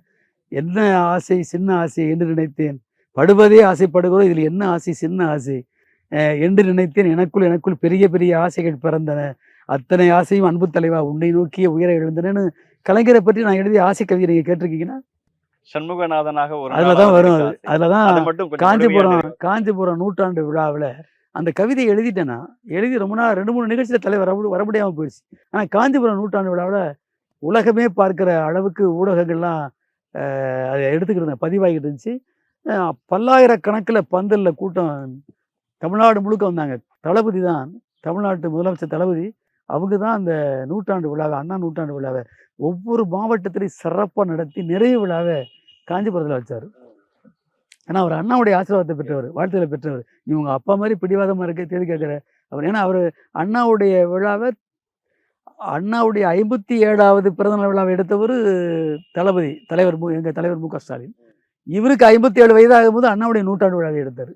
அப்படி அந்த விழாவில் தாங்க நான் பாடுறேன் ஆசை கவிதையை, கலைஞர் கவனிக்கும். அதை மட்டும் முழுமையாக சொல்லி இந்த நிகழ்ச்சியை முடிக்கலாம். அந்த ஆசை கவிதையை சொல்லணுங்க உங்களுக்கு. திமுக மேடைகளில் கூட இப்போ அந்த கவிதையை நீங்கள் பாடலை கேட்காம இருக்க முடியாது. கலைமாமணி நாகூர் அனிபாவுடைய நடமாடும் நாகூர் அனிபான்னு சொல்லப்படுகிற கலைமாமணி இறையன்பன் குத்தூஸ் தான் அந்த பாட்டை பாடியிருப்பார், திருச்சி கென்னடி இசையமைப்பில். அதில் என்ன பண்ணேன்னா, ஆருயிர் தலைவா எனக்குள் ததும்பும் ஆசைகள் உரைப்பேன் கேளாய், ஓர் 1000 ஆசைகள் பொங்கிடுதே நெஞ்சின் ஆழத்திலே வெகு நாளாய், ஓர் 2 இங்கே எடுத்து வைக்கின்றேன் உள்ளம் வெள்ளை தாளாய், அதன் ஒவ்வொரு வரியும் உன் வடிவே எழில் ஓவியத்தை விட மேலாய், ஓராய் ஆருயிர் தலைவா எனக்குள் ததும்பும் ஆசைகள் உரைப்பேன் கேளாய், ஓர் 1000 ஆசைகள் பொங்கிடுதே நெஞ்சின் ஆழத்திலே வெகு நாளாய், ஓர் 2 இங்கே எடுத்து வைக்கின்றேன் உள்ளம் வெள்ளை தாளாய், அதன் ஒவ்வொரு வரியும் உன் வடிவே எழில் ஓவியத்தை விட மேலாயின்னு ஆசைகளை அடுக்குவேன். வீர மரவர்தம் கைகளில் வெற்றி வேலாய் மாறிட ஆசை, உன் விரல்களில் ஒன்றாய் திகழும் எழுது கோலாய் மாறிட ஆசை, சூரிய பூவில் தேனை எடுக்கும் வண்டாய் மாறிட ஆசை, உன் தோளில் கிடந்து மகிழும் மஞ்சள் துண்டாய் மாறிட ஆசை, தாமரை இதழ் கிண்ணம் எடுத்து உன் முன்னம் அமர்ந்திட ஆசை, ஒளிர் தங்க நிலாவில் வண்ணங்குழைத்தே உன்னை வரைந்திட ஆசை, மாமையில் தோகை இறகுகளால் ஒரு தொட்டில் அமைத்திட ஆசை, தமிழ் மகனே உன்னை தாளாட்டி ஒரு மெட்டு படித்திட ஆசை. இப்படியே வரும். நீ பள்ளியில் எழுதிய தமிழ் விடைத்தாளை படித்து பார்த்திட ஆசை, உன் பாலிய சிநேகிதன் தென்னனை இன்று நீ அடித்து பார்த்திட ஆசை. அடுத்த நாள் பல்கலைக்கழக மண்டபத்துக்கு தலைவர் சென்னையில் பேச வந்தார். தென்னன் வந்து நின்றுறாரு. தென்னன், திருவாரூர் தென்னன். என்னப்பா என்னை அடிக்க சொன்னியா தலைவர் அப்படின்னாரு. மகிழ்ச்சியா இருந்துச்சு. நீ பள்ளியில் எழுதிய தமிழ் விடைத்தாளை படித்து பார்த்திட ஆசை, உன் பாலிய சிநேகிதன் தென்னனை இன்று நீ அடித்து பார்த்திட ஆசை, வள்ளுவர் வந்து உன் குரலோவியத்தை வாழ்த்தி பேசிட ஆசை, உன் வசனம் பேசிட மீண்டும் சிவாஜி வந்து தோன்றிட ஆசை, பாழை சிறையில் உன்னோடு இருந்த தேளை பார்த்திட ஆசை, நீ படுத்து கிடந்த தண்டவாளத்தில் படுத்து பார்த்திட ஆசை, ஆளன் கரிகார் சோழன் சுழற்றிய வாளை பிடித்திட ஆசை, நம் ஆற்காட்டர் உடையை சலவை செய்திட ஆளை பார்த்திட ஆசை, நீ தாழ் வைத்து எழுதும் போது உன் மடியில் தலையணை ஆகிட ஆசை, நீ தலை வைத்து உறங்கும் போது உன் விழியில் இமைகள் ஆகிட ஆசை. இப்படியே வரும். மண்ணில் தோன்றிய உயிர்களுக்குள் ஒரு மனிதரை பார்த்திட ஆசை, உன்னை மாமா என்று அழைக்கும் முரசொலி மாரடை பார்த்திட ஆசை, கண்மணி மாறன் உண்மையில் கொண்ட காதலை பார்த்திட ஆசை, ஒரு கனப்பொழுதேனும் நீடிக்காத உங்கள் ஊடலை பார்த்திட ஆசை, தமிழே உனக்கு தமிழால் நித்தம் அமுதம் பார்த்திட ஆசை, உன் தரையில் மீண்டும் சுருள்பிடித்தவள் அழகை பார்த்திட ஆசை, தமிழே உனக்கு தமிழால் நித்தம் அமுதம் பார்த்திட ஆசை, உன் தலையில் மீண்டும் சுருள்பிடித்தவளும் அழகை பார்த்திட ஆசை, கமலும் தொல்காப்பிய பூங்காவில் மலராய் பூத்திட ஆசை, உன் கடிகாரத்தின் முள்ளாய் இருந்து உன் கவனம் ஈர்த்திட ஆசை. இப்படியே வந்து கொண்டு போவேன். விரைவில் சேது சமுத்திர கப்பலில் உன்னோடு பயணம் செய்திட ஆசை அப்படின்னு வரும் ஒரு வரி. அதில் நோய் நொடி இல்லா உடல் நலத்தோடு நீ 100 ஆண்டு வாழ்ந்திட ஆசை, உன் 100ஆண்டு விழாவிலும் பாட்டரங்கேறி நான் வாழ்த்து மகிழ்ந்திட ஆசை, மனைவி மக்களை தாய்மொழி போரில் மறந்து போகவும் ஆசை, மறுவாய் பிறந்தால் திருக்குவளையில் பிறந்து வாழவும் ஆசை, இனத்தலைவா உன் புகழை பாடி பறந்து போகும் ஆசை, நீ இரங்கல் கவிதை எழுதுவாயினில் நான் இறந்து போகும் ஆசை. அதில் தான் செம்மொழி தமிழை ஆட்சி மொழியாய் பார்த்து மகிழ்ந்திட ஆசை, விரைவில் சேது சமுத்திர கப்பலில் உன்னோடு பயணம் செய்திட ஆசை, உண்மையை சொன்னால் நெஞ்சில் நெடுநாள் உறங்கும் இன்னொரு ஆசை, நான் ஒரு நாள் மட்டும் சண்முகநாதனாய் உன்னோடு இருக்க ஆசைன்னு. ஒரு நாள் தஞ்சாவூருக்கு வந்தார் தலைவர். லிஃப்ட்டில் போயிட்டார் மின்தூங்கியில். நான் அண்ணன் சமூகநாதன், அண்ணன் அப்போ நாடாளுமன்ற பழனிமணிக்கேன் 3 பேரும் போயிட்டு இருக்கும்போது திடீர்னு கையில் இருந்த கோப்புகளை போய் கையில் கொடுத்தாரு. ஏதோ கையில் வச்சுக்கிறதுக்கு வசதி இல்லைன்னு கொடுத்தாரு. பார்த்தா இன்னைக்கு ஒரு நாள் இருக்கிறியா பிஏவாரு கேட்டார். உண்மையை சொன்னால் நெஞ்சில் நெடுநாள் உறங்கும் இன்னொரு ஆசை, நான் ஒரு நாள் மட்டும் சண்முகநாதனாய் உன்னோடு இருக்க ஆசை, மனைவி மக்களை தாய்மொழி போரில் மறந்து போகும் ஆசை, மறுவாய் பிறந்தால் திருக்குவளையில் பிறந்து வாழும் ஆசை, உண்மையை சொன்னால் நெஞ்சில் நெடுநாள் உறங்கும் இன்னொரு ஆசை, நான் ஒரு நாள் மட்டும் சண்முகநாதனை உன்னோட ஆசை, மனைவி மக்களை தாய்மொழி போரில் மறந்து போகும் ஆசை, இரங்கற்பா எழுதுவாய் மறுவாய்ப்பு இருந்தால் திருக்குவளையில் பிறந்து வாழவும் ஆசை, இனத்தலைவா உன் புகழை பாடி பறந்து போகும் ஆசை, நீ இரங்கல் கவிதை எழுதுவாயில் நான் இறந்து போகும் ஆசைன்னு அந்த வரிகளுக்குள்ளே போகும்போது என்னால் தழுகழுக்குது. ஏன்னா அது தொடர்பான ஒரு நிகழ்ச்சி பாடிட்டு இருக்கையில் உட்கார போனேன். அண்ணன் வைரமுத்து கூப்பிட்டு கவிதை தலைவர் கூப்பிட்றாங்க, நாங்கள் கிட்டக்க போகிறேன், விவாப்பானார் கிட்டக்க போகிறேன், நீங்கள் எப்பவும் போட்டு பாருங்கள். இந்த கண்ணாடியை அப்படி தூக்கிட்டு இப்படி விரல்களை அப்படி பண்ணுவார். அது சொன்னார், நான் இருக்கிற மேடையில் இனிமேல் இந்த இரங்கல் நான் எழுதணும்னு பாடக்கூடாது. நீ எழுதணும் எனக்கு. நான் உனக்கு எழுதணுமாண்ணா? உன் வயசு என்ன? நீ நிறைய எழுதணும் தமிழுக்கு அப்படின்னாரு. சொல்கிறதுக்காக கூப்பிட்டாரு. கண் ஓரத்தில் ஈரம் கசிச்சு அப்படி துடைச்சிக்கிட்டாரு. அது வாழ்க்கையில் எனக்கு பெரிய என்னால் சொல்ல முடியல. ஆமாம், அந்த மாதிரி என் ஆசையில் அது ஒரு ஆசைன்னு சொன்னேன். திருக்குறளையில் பிறக்கணும், நீ இரங்கல் எழுது, நான் இறந்து கூட போக ஆசைப்பட்றேன் அப்படின்னு. அப்படி ஆசையை பெரிய ஆசையெல்லாம் ஊட்டிய பெரிய தலைவர், என்னை அன்பாக வளர்த்த தலைவர். இன்னைக்கு நீங்கள்லாம் ஊடகம் மூலமாக என்னைய கொண்டு போய் சேர்க்கணும்னு உங்கள் கவனம் கூட என் பக்கம் திரும்புறதுக்கு அவர் தான் காரணம். அதே அன்பையும் அதே அன்பு பாசத்தையும் வச்சிருக்கிறவராக இருக்கிறார் இன்றைய தலைவர். பெரிய பொறுப்புகள் பதவிகள் தருவது தான் நம்ம மேலே காட்டுற அன்புக்கு அடையாளம் இல்லை. நம்மளை அவங்க நினைச்சுக்கிட்டு உடல்நிலை இருக்கிறது சரியில்லைன்னு தெரிஞ்சோடனே உதயநிதி அவர்களை இல்லத்துக்கு அனுப்புறதை விட என்ன இருக்க முடியும்? ஜப்பான்ல இருக்காரு, இங்கே கூட இல்லைங்க. ஜப்பான்ல இருக்கிறவருக்கு அவர் போனது வந்து தொழில் முதலீடு கவர்றதுக்காக போறாரு. அங்கே கூப்பிட்டு சொல்றாரு. அவரே சொன்னார், துணை முதல்வரே சொன்னார், அப்பா பார்க்க சொன்னாங்க, எனக்கு தெரியாது, அவங்க சொல்லி தான் தெரியும். அவரு எல்லாரையுமே வச்சு சொன்னார். ரொம்ப மகிழ்ச்சி. ரொம்ப நன்றி சார். ரொம்ப நீண்டதொரு பேட்டியா உங்க வாழ்க்கை குறித்தும் உங்களுக்கும் கலைஞர் அவர்களுக்குமான அந்த அன்பு, அவர்கிட்ட இருந்து நீங்க கத்துக்கிட்ட விஷயங்கள்னு பல்வேறு இதுல விஷயம் எதுவுமே மிகை கிடையாது. பகிர்ந்துட்டு இருக்கு. எதுவுமே புகழ்ச்சிக்காகவோ எதுவும் ஒரு உள்நோக்கத்துக்காகவோ சொன்னது கிடையாது. அவ்வளவு நடந்த நிகழ்வுகள், எல்லாத்துக்கும் ஆதாரமான நிகழ்வுகள். எனக்கு வந்து இப்படி ஒரு வாய்ப்பை டிபேட் மூலமாக கொடுத்து, இந்த செய்திகள் தெரியாதவங்க, என்னையே தெரியாதவங்க, கலைஞரை பற்றி புரியாதவங்க, அரசியலில் கலைஞர் எப்படிப்பட்ட நேர்மையாளர்னு புரியாதவங்க, அவர் எவ்வளோ அவருடைய பிள்ளையா இருக்கிற நம்ம ஸ்டாலின் அவர்கள் அவரை ஒரு கண் தெரியாத ஒரு பொண்ணு சிறுமலர் பள்ளியில் ஃபெனோசெஃபிங்கிற பொண்ணு சும்மா வந்திருந்தப்போ, அந்த சிறுமலர் பள்ளிக்கு வந்திருந்தப்போ கொடுத்த மனுவை வாங்கிட்டு அந்த பொண்ணை படிக்கிறதுக்கு 4,75,000 பணத்தை வாங்கி கொடுத்து அமெரிக்காவில் கலந்துக்க வச்சு இன்றைக்கு IPS IRS நிகரான பதவியில் உயர்ந்த பதவியில் இருக்கிற அளவுக்கு அந்த பொண்ணையெல்லாம் உருவாக்கி விட்டவங்க. சொல்லிக்கிட்டே இருக்கலாம், அவ்வளோ ஈவிரக்கம் உள்ளவங்க. ஆளுநர் கூப்பிட்ட விருந்துக்கு போகாமல் ஒரு மலைவாழ் மக்கள் நரிக்குறவர்னு சொல்கிறாங்களே, அந்த குடும்பத்து சிறுமியோட போய் சாப்பிட்டு அந்த பொண்ணு கை துழாவி கொடுத்த சாப்பாட்டை வாங்கி சாப்பிட்ற அளவுக்கு தந்தை வழியிலேயே மனிதநேயமிக்க சமூக நீதி காவலர் வழங்குற ஒரு முதலமைச்சர் தன்னுடைய பிள்ளையையும் அப்படியே சட்டமன்ற உறுப்பினர் ஆனவனா அந்த சேப்பாங்க தொகுதியில் போய் கேட்பாரற்ற யாருமே உள்ளே போகாத குப்பத்துக்குள்ளே போய் அந்த பாதுகாப்போட வசதியோடு இருக்கிற கழிப்பறை இருக்காருன்னு பார்த்து உள்ளே போய் அந்த துர்நாற்றத்தை பார்க்க கூட யாரும் பகுதிக்கே போக மாட்டாங்க. வீட்டுக்குள்ளே போய் பார்த்துட்டு வந்த துணை முதலமைச்சராக இருக்கிற அவர் பிள்ளை இப்படி வழி வழியாக அந்த குடும்பம்னா ஒரு உறவு சார்ந்த குடும்பம் இல்லை, அது ஒரு கொள்கை சார்ந்த குடும்பம். அதனால தான் அந்த பின்னாடி நாங்களாம் நிற்கிறோம், அறிந்து வாழ்வது நிற்கிறாங்க. இந்த ஒரு பெரிய வாய்ப்பை எனக்கு வழங்கிய தி டிபேட் வலைத்தளத்துக்கும் இவ்வளோ பொறுமையாக என்னை பேச விட்டுட்டு அதிக கேள்வியெல்லாம் கேட்காம என்னை பேச விட்டுட்டு கேட்ட நீ உங்களுக்கு வணக்கம் சொல்கிறேன். குறிப்பாக இந்த டிபேட் மூலமாக தமிழ் பெருங்குடி மக்களுக்கு, தமிழ் இனத்திற்கு, என் தலைவர் உள்ளிட்ட கழக உடன்பிறப்புகளுக்கு, தோழர்களுக்கு தமிழ் புத்தாண்டு, தைப்பொங்கல், தமிழர் திருநாள் நல்வாழ்த்துக்களை வணக்கத்தோடு தெரிவித்துக் கொள்கிறேன். உங்கள் அன்புக்கும் நேரத்துக்கும் உங்கள் கருத்துக்களுக்கும் அனுபவ பகிர்வுக்கும் மிக்க நன்றி சார். ரொம்ப நன்றிங்க. வணக்கம், மகிழ்ச்சிங்க. வணக்கம்.